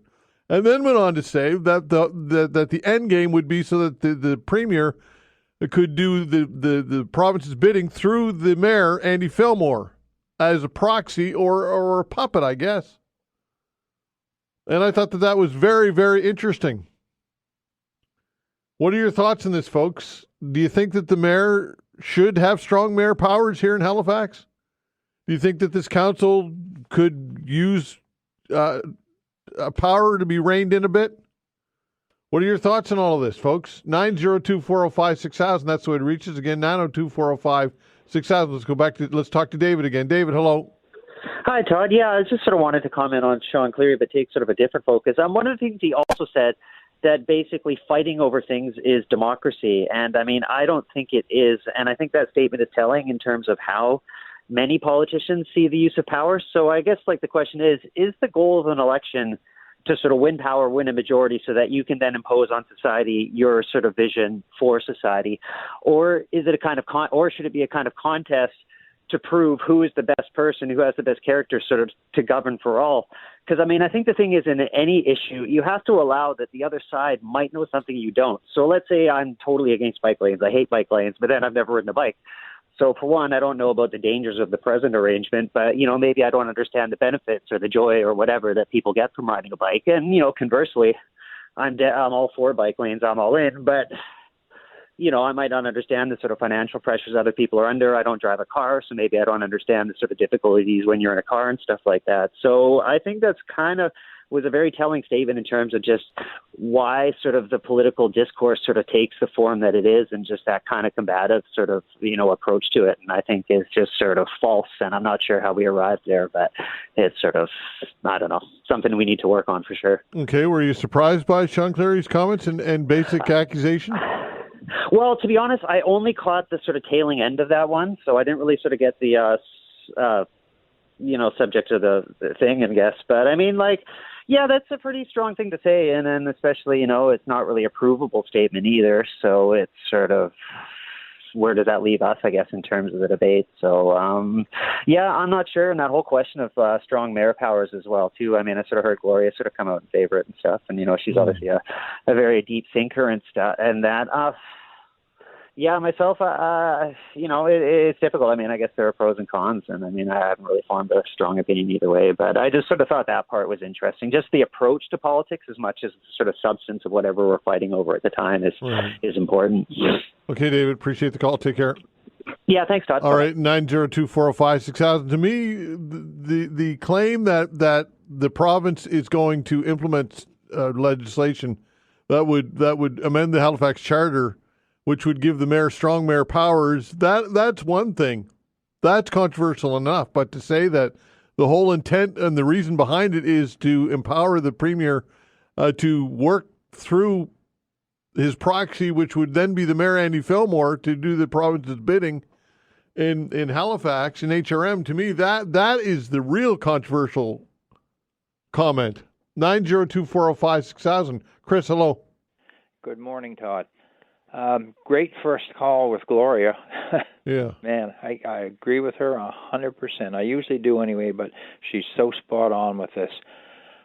It's pretty easy for Cleary to make accusations, or anybody to make accusations for that matter, without providing evidence. Maybe he should be forced to show the evidence, because I mean, he's, like a couple of callers have already said, he's a hair's breadth away from legal action. In my opinion, that's defamatory and so on, and it should be followed up on, I think. But his quote about, or his statement that every decision made in HRM is with engagement from the public and a huge amount of public input. What a bunch of BS. I mean, we went through this with the Housing Accelerator Fund, and you remember I used to call in every Monday to talk to the councillors about that. Mm-hmm. And I was told by one councillor, we're going to have 3 public hearings. Well, they didn't have 3 public hearings. They did have one, I believe, but their minds were made up. It was late in the day of the whole thing. They were almost at the expiration date of accepting the funds anyway, and their minds had all been made up. Mayor Savage was, in my opinion, a very poor mayor. Andy is a totally different animal altogether. I'm not a Liberal. I did not vote for Andy when he was in federal politics. I did, however, vote for him as mayor, and I'm darn glad that I did, because I'm quite pleased with what he's been doing, and I think he has the best interests of HRM at heart. And as far as the premier, well, Todd, Halifax, or HRM, is 50% of Nova Scotia, are they not, basically, population-wise? Yeah, population-wise, you're right. Okay. And we're probably a lot more than 50, maybe not, but we're probably a lot more than 50% of the economic engine. Oh, definitely. That's definite for sure. The province, yeah. Okay? So why wouldn't the premier be interested in weighing in on what's going on in HRM? I think he has a perfect right to do it. As a matter of fact, I think he has a duty to do it. You know? Well, Shawn Cleary took it a step further, though. He suggested that not only would he weigh in, but he would manipulate the mayor through his by being a proxy, by setting him up with strong mayor powers, which to me is that is bordering defamatory. Really, it is. Well, it may be even crossing the line on it technically. I know the mayor and premier have a lot more on their plate than dealing with Shawn Cleary, but. If you want to talk about manipulation and manipulativeness, if there is such a word, who's more manipulative to the other councillors than Shawn Cleary? He's a bully, and I agree with a couple of the comments made by a couple of the other callers that there's a little clique down there, a cabal, if you will, that control the whole show. And Mason, sure, he was the one they wanted for mayor, because then they'd have pretty much full control of the whole thing, more so than they do now even.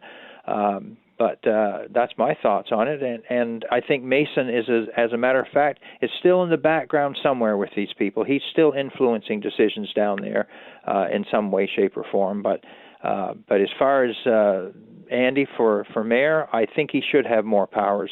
Like one caller mentioned, he's getting paid twice the salary than the others, so he does, obviously now, and should have more duties to compensate for that. But he should have more power, because what's the point of having a mayor if the mayor doesn't have some sort of stronger powers, if you want to call it a strong mayor position or whatever you can call it that. But yeah, it'd be nice if you did have Shawn Cleary on all by himself. You'd have an awful lot of phone calls for sure. Okay, thanks, Chris. Appreciate it. Todd, thank you. All right, take care. 902-405-6000. Don, hello. Hello. Hi, Todd. I agree. I agree. He should have a lot more power. You know that when Cleary said there, one thing he did say at the end there, he said he was quite flippant when he said the mayor brought 3 topics up and we voted them all down. The only thing missing from that statement was, so there, ha ha. I don't think it wasn't a very nice thing to say. And Gloria was completely right. They wanted Mr. Mason in, and little Sammy Austin is one of the group. Little Sammy Austin grew up down the street from us, and he's a career politician. It's what he wants to be. He grew up that way. He canvassed for anybody that was running for anything, and he always said he wanted to be in government. He just like, I guess, Polyview, I guess. He wants to be there forever. Well, these guys, he's never had a job. Well, Don, look, I don't want to get into his background or whatever. Like, you obviously you don't support him. But, Don, the bottom line is that the accusation that the Premier and Shawn and Andy Fillmore are working together to establish him as a strong mayor so that he can do Tim Houston's bidding, to me, that is the story here today, in my opinion. Oh, yeah, definitely. Yeah. Definitely. And that's, he's I don't know how he gets that information. Well, he said sources have told him that, so I don't know. He must have very good sources somewhere, apparently. Yeah. Okay. Thanks, Don. Appreciate it. Okay. Take care. 902-405-6000. We'll continue with your calls when we come back.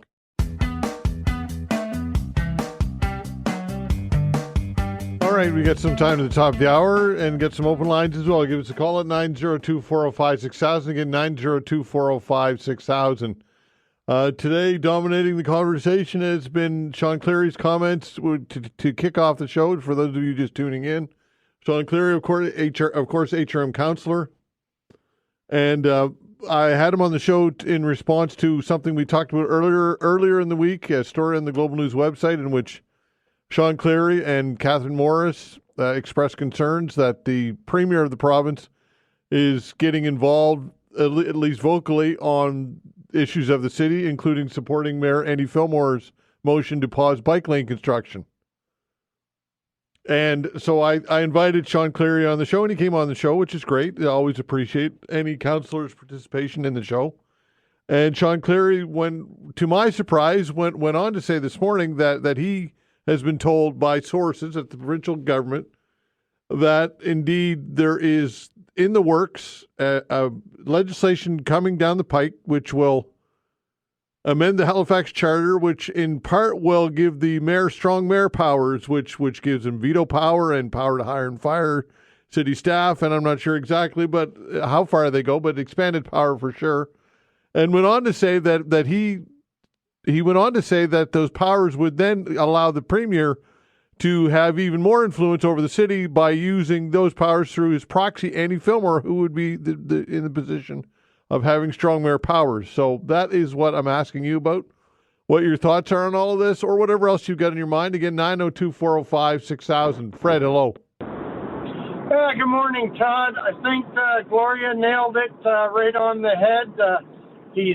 They're running scared. It's the old boys network.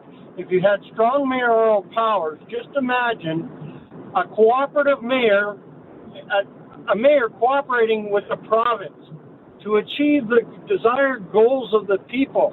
My goodness, what a concept, eh? And I tell you, it's ridiculous, absolutely ridiculous. This bike lane thing where it's quadrupled in its price tag, he could have easily, with strong mayoral power, say, no, we're going to put a pause on this. This is not what the people asked for. This is not what we gave them, the bill of goods to them at the very beginning of this. It's a lot more expensive. Why don't we hold a referendum on it? And then they'd know whether they got the go-ahead from the public or not to proceed with a big project like that. Those are the types of things that a strong mayoral power can do. And I, for one, am for it. That's all I can say. Okay, thanks, Fred. Appreciate the call. Take care. 902-405-6000. Here's a quick email from Don. Then we'll go back to the phones. Don says, legally, Shawn Cleary did not commit slander if you believe that a statement was true. So proving that he knew his statement was false is what would have to be proven. Tough to prove. Comes from Don. And Don, look, I'm not suggesting, and never suggested that it's slanderous, but what I did suggest is that it's perhaps bordering on it, and certainly provocative, to say the very least. 902-405-6000. Bill, hello. I didn't see you there yesterday, Todd. No, you did at not. At the garden party. Not my scene, bud. To be honest with you. Well, it was interesting. I would say, Todd, that was the biggest turnout that they've ever had down there. That's to start with, okay? Yeah. A couple of interesting things. And the other thing was, it was surprising. There was a fair group there that talked to me and said the reason they came there, they heard me on the radio on your show. Wow, there you go. They wanted to meet you. You're a celebrity, bud. No. I mean, no, they went there, not necessarily me, they went there because it's not advertised hardly. I missed last year, and this year I made the point to get on top of it. I don't know, there's nothing certainly in the newspaper yesterday or the day before. I haven't looked at the paper yet, but I doubt there's anything there. But I'll tell you, the other thing was interesting, kind of gradually came to light. Very few politicians, hardly any. I think the former Lieutenant Governor LeBlanc was there, went for their way shortly. And I was trying to figure out why, where's all the aldermen, where's all the politicians and so on. The only thing I can come up with, I think they didn't want to steal the show, because if you get a whole bunch of politicians in there and they're talking to everybody. But the mayor, I don't know what his hand was like, but he shook hands with all those people coming into the building. Then that was at the end of it. When you get outside, it was just constant, just another big lines waiting to shake hands again. So it was a very resounding success.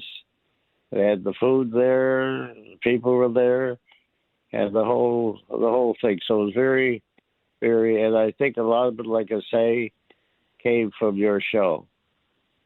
Okay, Bill. Glad you had a great time, pal. Thanks for the feedback.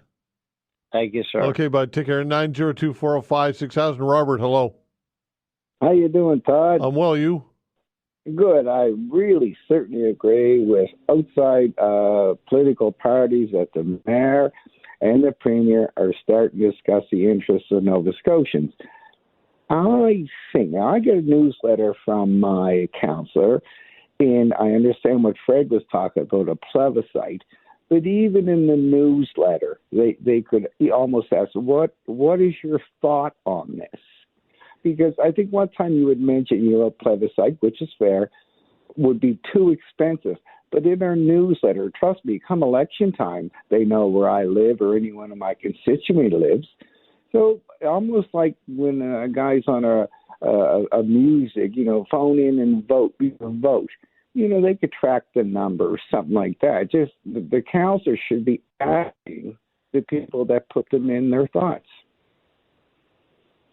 Yeah, I suppose. And when it comes to a plebiscite, I don't think I said that it's too expensive. I said that it would be expensive. Again, I'm not sure that it would be appropriate or not. I don't know what the cost would be, but there's certainly a cost to having a plebiscite. Right on, Todd. And during their newsletters that I receive, and I'm sure Hensby, and they could ask within that realm, their constituents say, what is your thought on this? And maybe they'd listen to the voters in their district. And, an example, my councillor, I'm a District 6, he would say, 50% of them don't want, let's use the word bike lanes. And then we voted, we told them through their newsletter, like, we're not interested. And hopefully they would listen to the people in their district. That's all. Well, Robert, I would say that people would have an opportunity to send emails and to call and to text the councillors as well. They have that opportunity to you have that opportunity to make your voice heard by corresponding with the councillor, do you not? Yes, I do, and I do, but it seems like they're not listening to, like one would say, oh, everyone I talk, in example, a bike lane, I don't want a bike lane, I don't want everyone I talk to in my so, like, you're listening to the constituents instead of going into the boys' club and that's all. I'm just thinking, might be a cheaper way that they could actually post on their newsletters. Yeah. Contact me your views on this, and then that's all, Todd. Okay. I love what Gloria was saying, and I love hearing from Bill. Fair enough, Robert. Thanks for the call, pal. Take care. All right, Rick, let's get you on quickly. Go ahead, Rick. Gotcha. Look, Shawn Cleary appears to be a psycho. In my view, every time I hear. Well, let's not use that type of language, please, Rick. Okay. Psychotic. Okay, whatever. Anyway, that's enough. Thanks. Bye. Okay. See you later. Again, I don't know. Like we can get your point across without using that type of terminology. And maybe I'm wrong in shutting people down when they use that type of terminology, but I'm not comfortable with it. Anyway, nonetheless, thanks for the calls, everybody. We appreciate it very much. We'll open the phone lines again tomorrow between 11 and 12.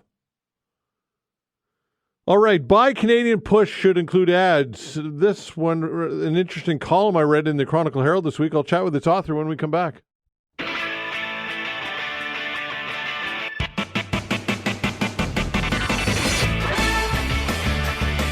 I read this piece in the Chronicle Herald this week. The headline, Buy Canadian push should include ads. Earmark 25% of federal ad budget for Canadian media. Joining us to discuss all this is the author of the piece, Paul Deegan, President and CEO of News Media Canada. Paul, thanks for joining the show.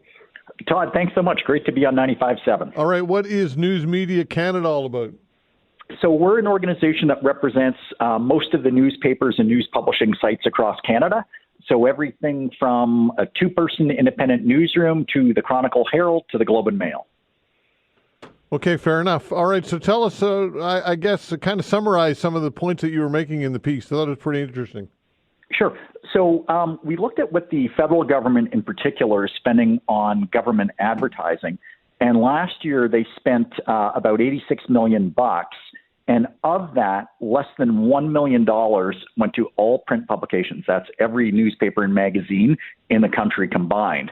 So, where did the money go? And unfortunately, the answer to that is largely to American tech giants like Google, Facebook, and Instagram, and Facebook, which is blocking news because they don't want to pay companies like Rogers for news content. It's going to companies like Snapchat, Apple, and X. And we're arguing that money should be spent in Canada rather than going to companies in California. Okay. Might the argument be made, though, that the advertisement is going where viewers are, where people are going to consume it the most? Yeah. Well, 81% of Canadians read newspaper content every week, whether that's, in a community newspaper or on a digital news site. So certainly, companies like Google have built a very good mousetrap in terms of being highly efficient in terms of advertising. But we argue that people who consume news are paying attention, and it's a terrific market for governments in particular to reach, but also for private sector companies. And again, a lot of these companies are spending their ad dollars on Google and Facebook because it's easy. But in terms of reaching engaged Canadians, there's really no better place to go than with news publishers. Yeah, and is there empirical evidence which would get into the efficacy of advertising when it comes to in newspapers or on traditional media as opposed to social media or online platforms? Is there any empirical data?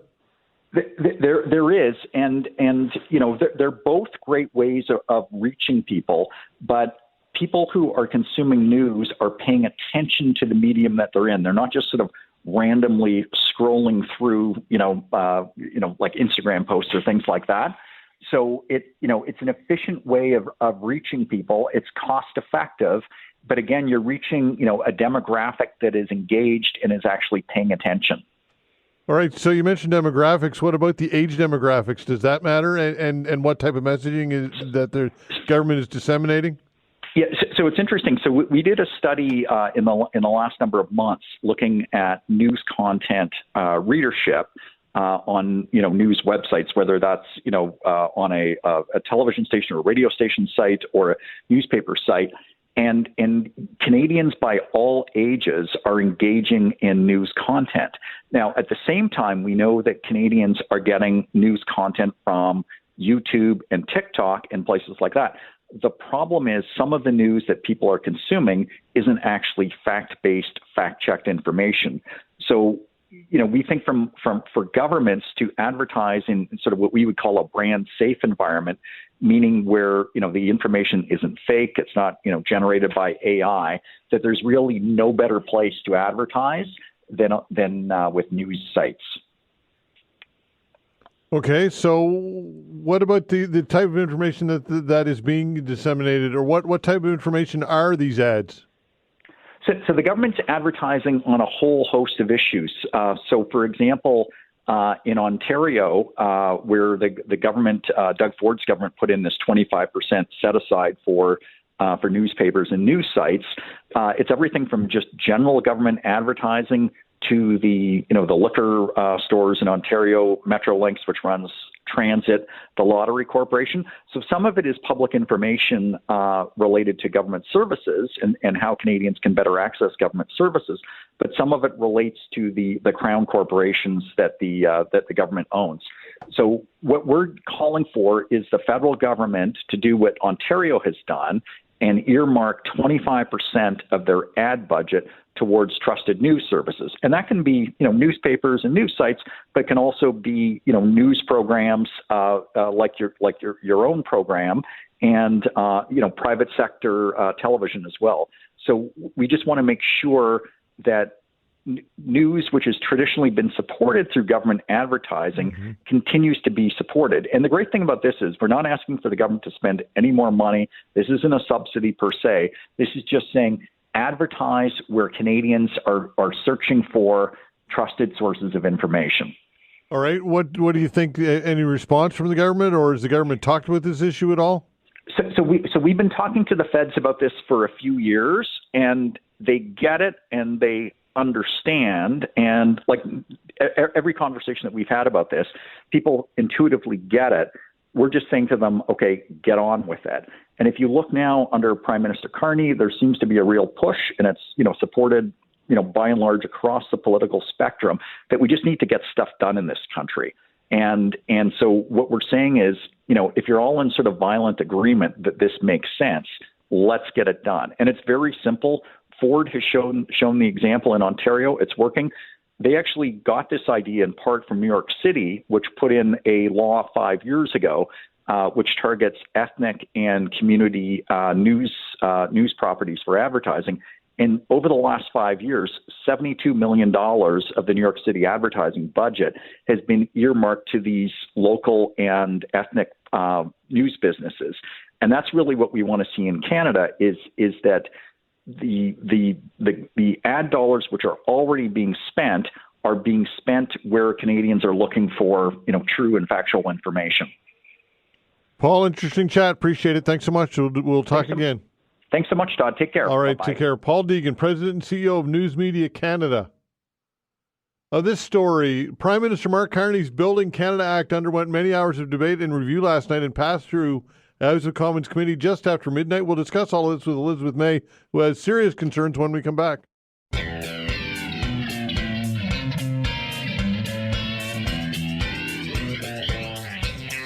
Prime Minister Mark Carney's Building Canada Act underwent many hours of debate and review last night and passed through House of Commons Committee just after midnight. Bill C-5 would give the federal government sweeping powers to drive major industrial projects forward.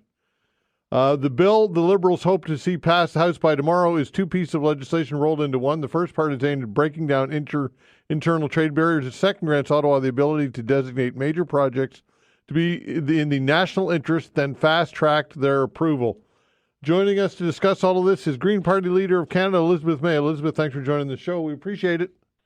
Thanks so much, Todd. And I just have to say I'm on my old home turf. I'm speaking to you from Margery Harbour this morning. And last night I was, of all things, zooming into the committee to defend my amendments from the one place I could get a good hotspot connection in front of a closed gift shop in Port Hood on Route 19. One of my more bizarre experiences in trying to get people to pass my amendments.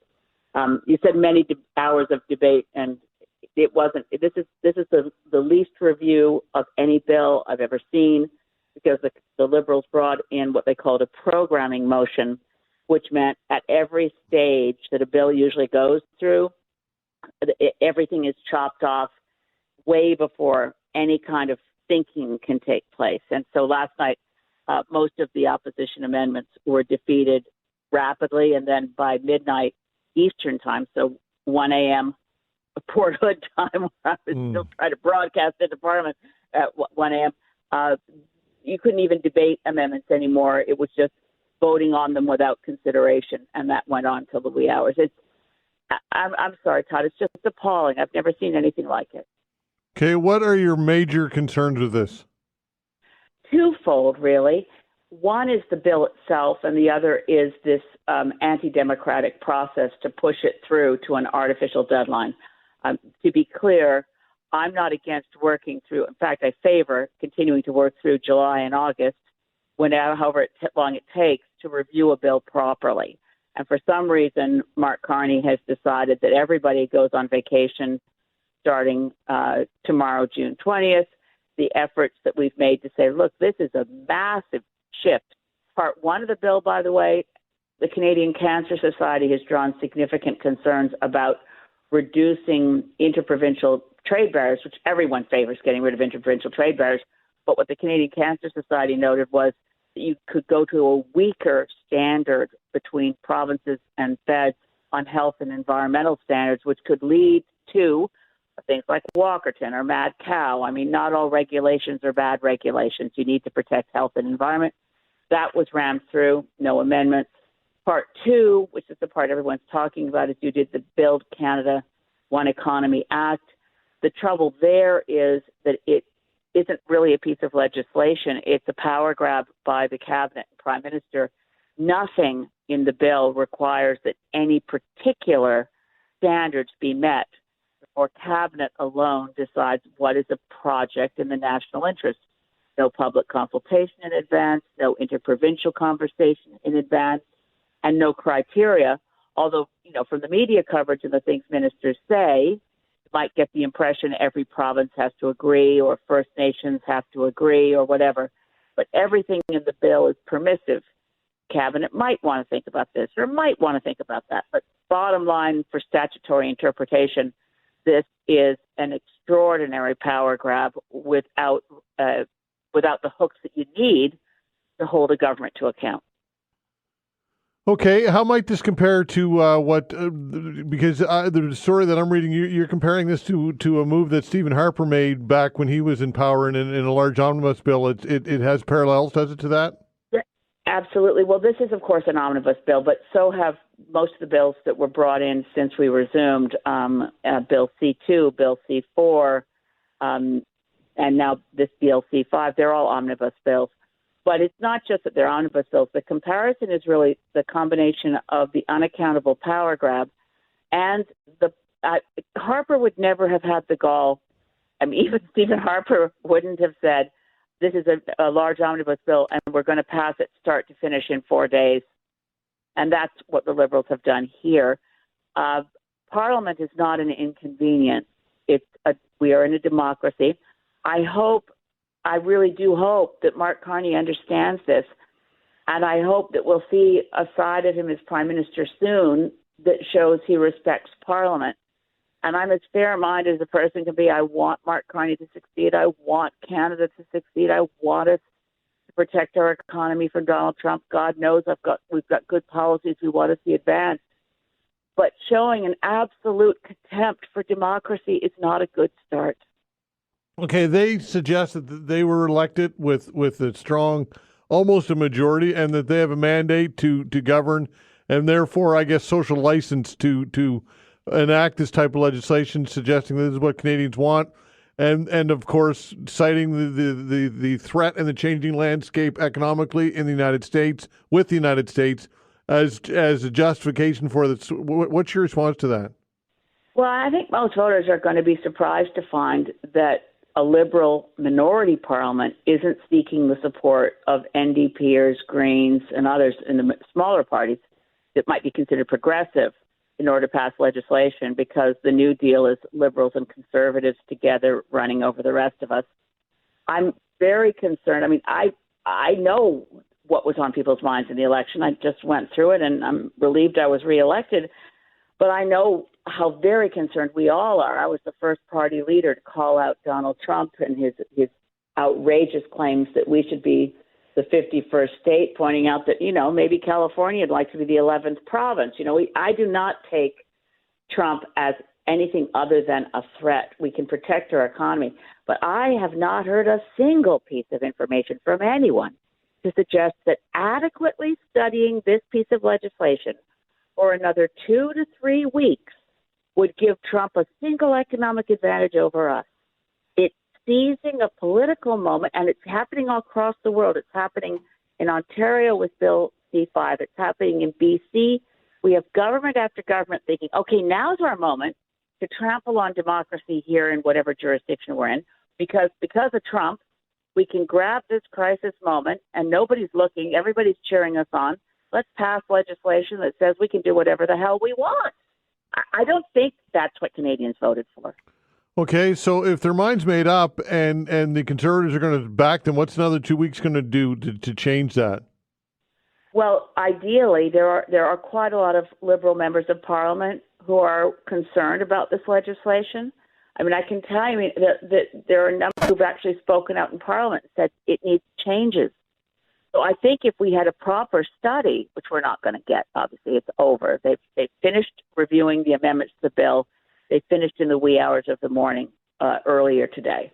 But if we had had a proper review of this legislation, amendments could have carried with the support of Liberal backbenchers and the support of the few NDP MPs who are left in Greens and Bloc members.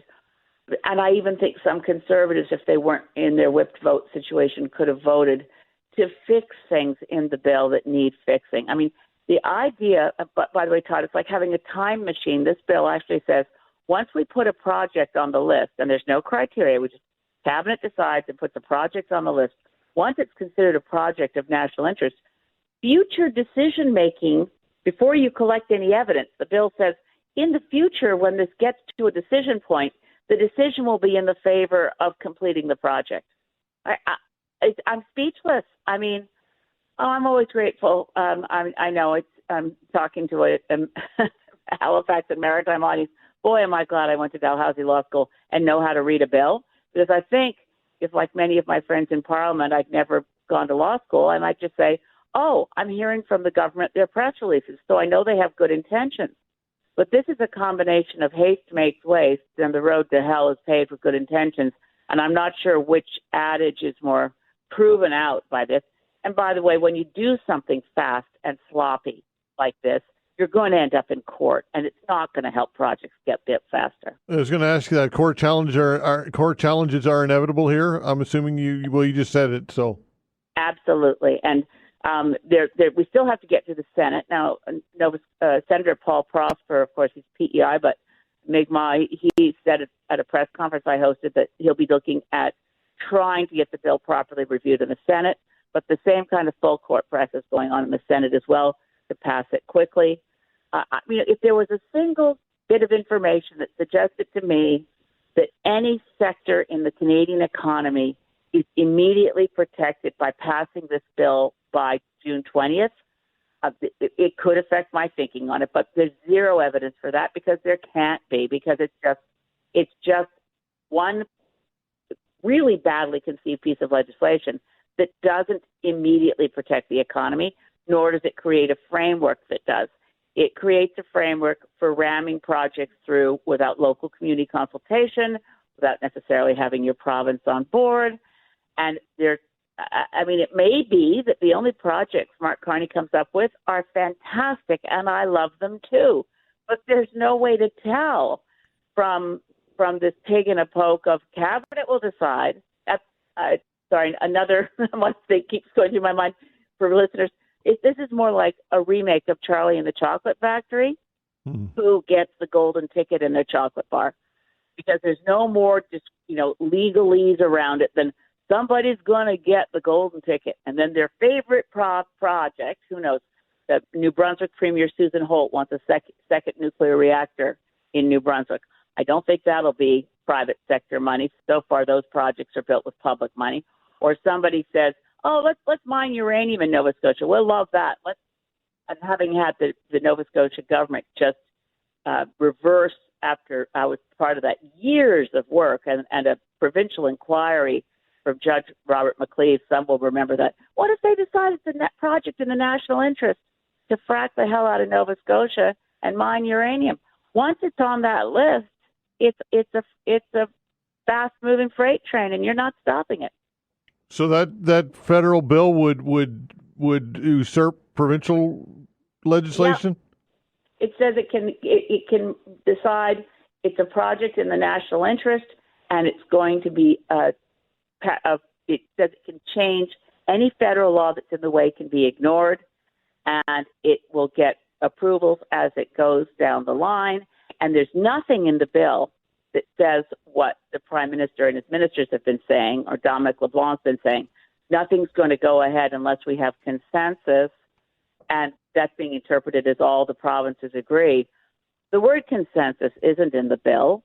There's no process that says Cabinet will not bring forward a bill unless it knows all provinces involved and all the First Nations are on board. So it's seizing the moment post-election of we're going to build it fast.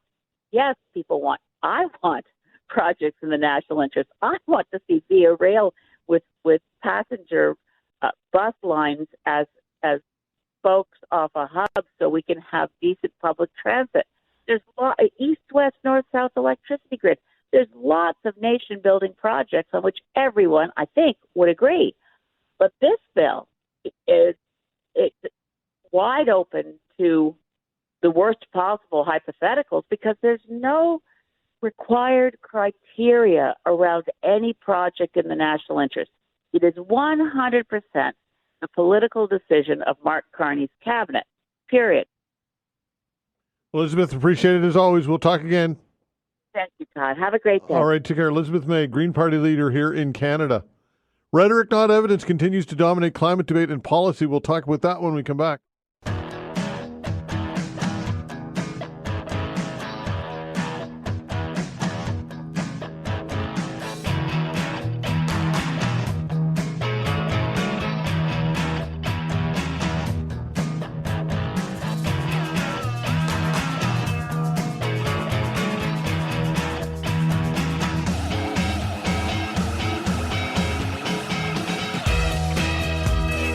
All right. By the way, getting some emails in relation to the chat that I had earlier with Shawn Cleary and the response from you in regard to that. And if you want to send me some emails, I'd love to get your emails. Todd.Veinotte@rci.rogers.com. That's the way to send me emails. Again, Todd.Veinotte@rci.rogers.com. Later in the show, I'll be chatting with the managing director, executive producer of the Royal Nova Scotia International Tattoo. This thing's been going on since, I believe, 1979. So Scott Long will join me here in studio in a little bit to get into all of that. In the meantime, why don't we give some tickets away? We're giving 2 sets of tickets away today to the show, The Golden Girls. The Laughs Continue. Murray and Peter present at the Rebecca Cohen, going September 26th through the 28th. If you'd like a pair of tickets, we're going to give away 2 pairs of tickets today. Be callers 6 and 8 now at 902-405-6000. Again, 902-405-6000. Caller 6 and 8 gets the pair of tickets to see this great show. Golden Girls, The Last Continue at the Rebecca Cohen, and we'll give away another pair tomorrow. By the way, 1 more set of tickets to give away tomorrow. So good luck, as they say. All right. Now, speaking of emails, I'll read a few emails in connection to the what I just talked about, Shawn Cleary. Basically, to review what happened earlier in the show, I had Shawn Cleary, HRM councillor, on the show, And he was responding to a story that I talked about earlier in the week, and we took a lot of calls on, in which he was critical of the Premier Tim Houston weighing into municipal issues. In this particular case, the bike lane debate, which Mayor Andy Fillmore tabled a bill or tabled and looking to put a halt to bike lane construction until a review is done. And he and Catherine Morris and perhaps others around the council table felt as though that the Premier should butt out of municipal issues. So I invited Shawn Cleary on the show, and he went on to say that he feels as though that sources have told him at the provincial level, good sources, which he would not reveal, which is expected, I should say, that the mayor and in working in I guess with the Premier Tim Houston, that coming this fall will be some legislation which would amend the Halifax Charter, which would allow the mayor to have strong mayor powers, which now is a weak mayor system, which basically means that the mayor has no authority other than a regular councillor. He gets one vote and that's it. Other than being the mouthpiece or the spokesperson for the city, that's a weak mayor position. And Shawn Cleary suggested that would change under provincial legislation, which would be tabled this fall, and that he went on to say that the Premier would then use that power through Andy Fillmore as a proxy of sorts, or I guess a puppet of sorts, to do the provincial bidding when it comes to HRM. So we took a lot of calls on that, and I get a number of emails on that as well. This one from Tim says, personally, I was not and am not a fan of some of the approach of Mr. Fillmore on several occasions. On the one hand, I can see the notion of pausing the bike lanes. However, the city will grow, and regardless, in the long run, everything has been based on car culture that is not sustainable. Stopping bike lanes isn't going to solve traffic congestion for 6, 7, or 800,000 people, let alone 1 million. How much is going to preserve and maintain roads to cater to people driving? It's not sustainable. The car first mentality has to go. It will take time, but people will change. People need to get off their butts and out of their cars. Bus, bike, and walk. As for his desire for power, Fillmore was laughable and fear-mongering about Halifax attracting the homeless across the country and has attempted to remove them from the city. That will never work and reflects on elite type of thinking that I don't support. He has already shown that he has a desire for power and open about it. That is a scary thing, and there is no way in Hades he should ever have the power he is craving. Now that comes from Tim. All right, Tim. Well, I will say this. Yesterday, I rarely drive during rush hour in the city because my work schedule allows me to avoid it. I come in early enough and I leave kind of before mid-afternoon here to go home to Spryfield, so I don't have to deal with rush hour traffic. But yesterday, I was helping a friend get to an appointment, and I was right in the heart of rush hour traffic, including the peninsula over to Dartmouth and across the two bridges and back again. And I can tell you this right now. In my opinion, there's no way in Hades, to use Tim's term, that you're going to get rid of cars anytime soon or even make a dent in it. The volume of cars over the bridges and out through the 102 and all the out down to the southern shore, South Shore, and out to Cole Harbour and again Spryfield and Herring Coast, all of that stuff, St. Margaret's Bay Road and the Armdale Rotary. I mean, to make any dent in that at all, how many bicycles are you going to have on the road? And I'm not saying that it's not a worthy endeavor to have active transportation, but it's just, to me, it's unrealistic that that's going to happen to the degree that some of the special interest groups, to use that term, would suggest that it can happen. I just don't see it. I really don't. And look, folks, transit is a mess right now. We know that. You talk to anybody that relies on transit, and they tell you that you cannot count on transit to show up at any given time. You just can't. Like people who have jobs and have to be places at a certain time, you cannot rely on it. And that's not to besmirch transit drivers at all, or frontline workers or frontline drivers. It's clearly not managed properly. And we have congestion, bad congestion in the city. So getting a handle on transit, to me, would be a much better priority than sinking more money right now into active transportation. And I don't know why it costs so much, because when you look at bike lanes, all they're doing is for a lot of these bike lanes is they're not building anything new. They're simply putting those barriers up, and they're painting a bike on the shoulder of the road. That's really, I don't see much more than that. So why does it cost so much to do this? I have no idea. It's really it really baffles my mind as to why it costs so much money. And I think that there is a definite problem when it comes to procurement in general and how the city's managed or mismanaged. And case in point to that is the story that we ran yesterday. Unknown costs and mismanagement are detailed in a new report as key issues for the city's snow clearing teams, the municipality's Auditor General finds. It describes how HRM does not have adequate monitoring, making it impossible to know the value of its winter service delivery. Public Works does not assess performance against Regional Council-approved winter operation standards. Instead, it relies on informal monitoring with limited useful information recorded. The report reads, this lack of monitoring is for both contracted service and in-house workers. Third-party snow contracts have adequate performance teams. On top of that, the Auditor General said there were complaints from the public on snow clearing services and related damage that were not tracked to resolution. Often the reports are assigned to senior staff without follow-up, meaning there's no way to track performance trends. So can you imagine not even any follow-up at all from senior staff, even though that complaints from the public on snow clearing services and related damage were issued, not tracked and not followed up in any way, shape, or form? I mean, clearly this is serious mismanagement of taxpayers' money. So it's the reason why I bring this up is it speaks to the larger issue of the cost overruns of these bike lanes. And the mayor's motion to press pause, I think is a good one. Back to that.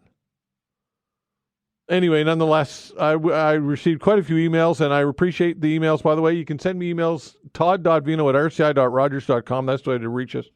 Again, todd.veinotte@rci.rogers.com. The Royal Nova Scotia International Tattoo goes June 27th through July 1st. We'll discuss this when we come back.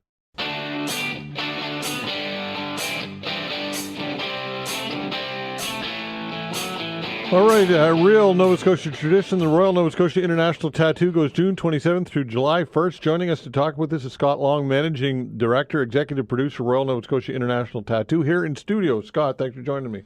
Hi, Todd. Thanks for having me on your show. All right, indeed. So you've been doing this job since 2019. We were chatting off air. That's right, yeah. So my first year I came in, all good, and then the pandemic hit, and sort of in crisis management ever since. And but it's all good. The shows must go on, and the show will go on. Yeah, so you said crisis management ever since, so you're still feeling the ramifications from that? Yeah, we are, and it's not just us. A lot of local events are still feeling the effects of post-pandemic life with, inflation and people changing their consumer habits and it's a different world with no playbook.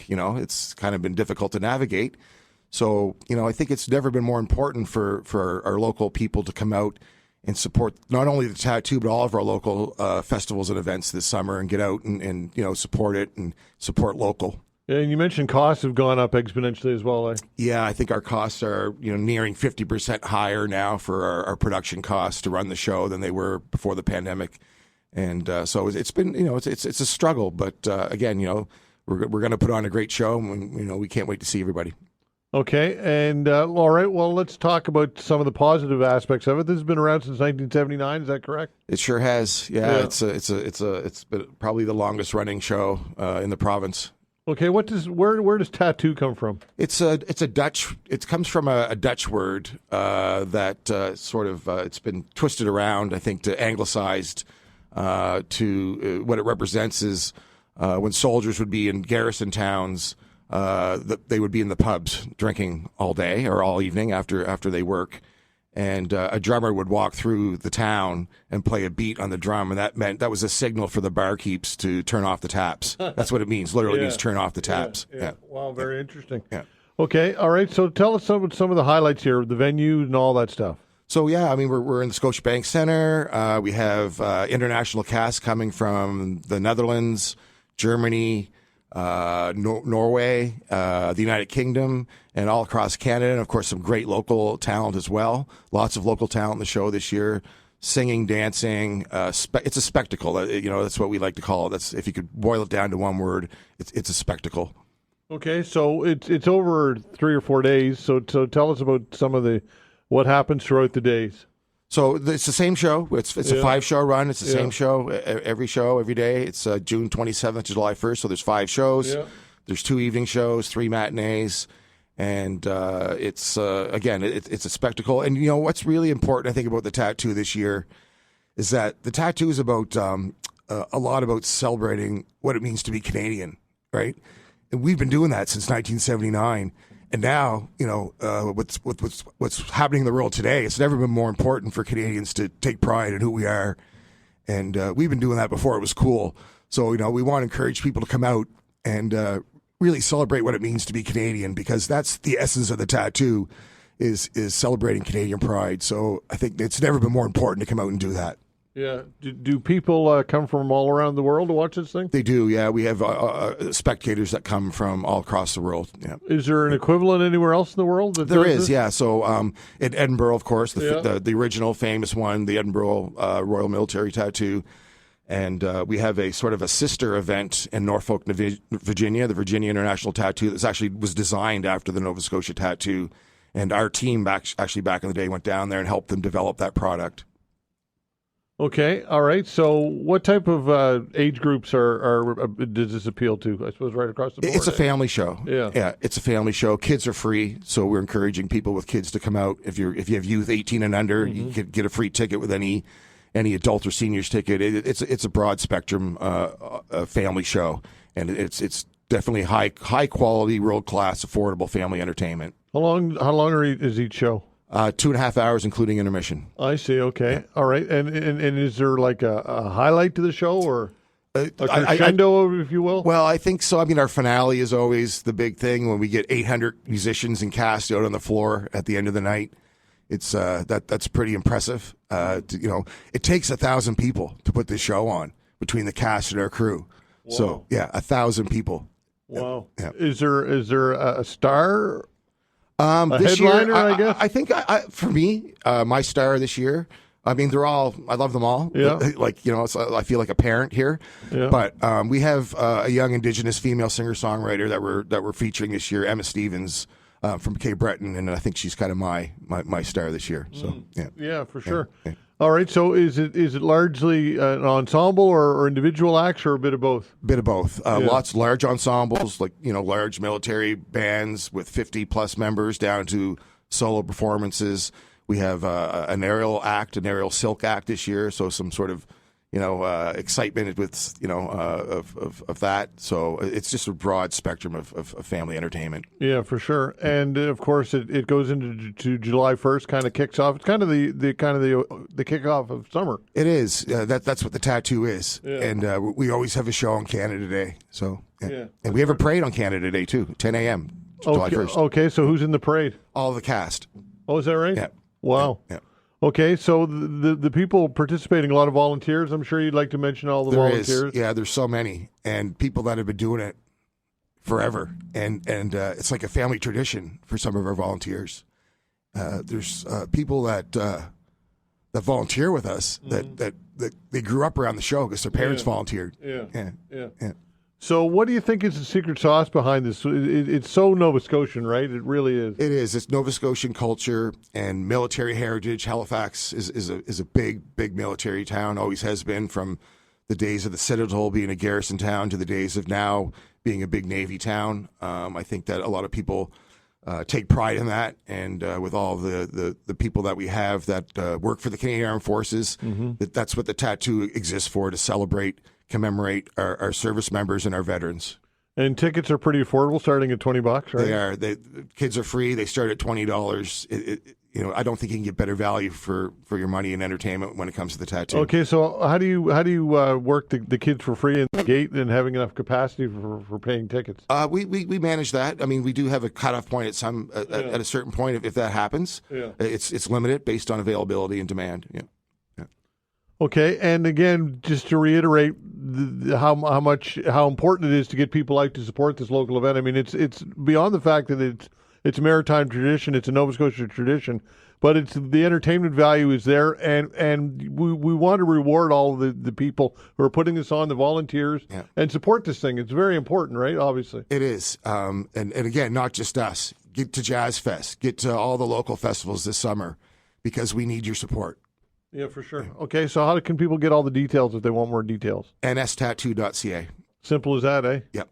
Is there anything that I didn't get to because I want to make sure we cover all the bases while we get a little bit more time here? No, I think that's great, Todd. Thanks again so much for having me on. And we just want to encourage people to support our local events this summer. Okay, and again, what was the nstattoo.ca. And tickets are still available, obviously? Yes, they are. Yep. Okay, and all right. Scott, thanks for coming in. Appreciate it very much. Appreciate it. All right, that's fantastic. Scott Long, Managing Director, Executive Producer, Royal Nova Scotia International Tattoo. Get out and support it. It goes June 27th through July 1st. I'd like to thank Vanessa Vandeness on the other side of the glass. The control board's doing a fine job as always. Thanks, everybody, for tuning in and listening. We so much appreciate it. We're back tomorrow at 10 o'clock. See you then.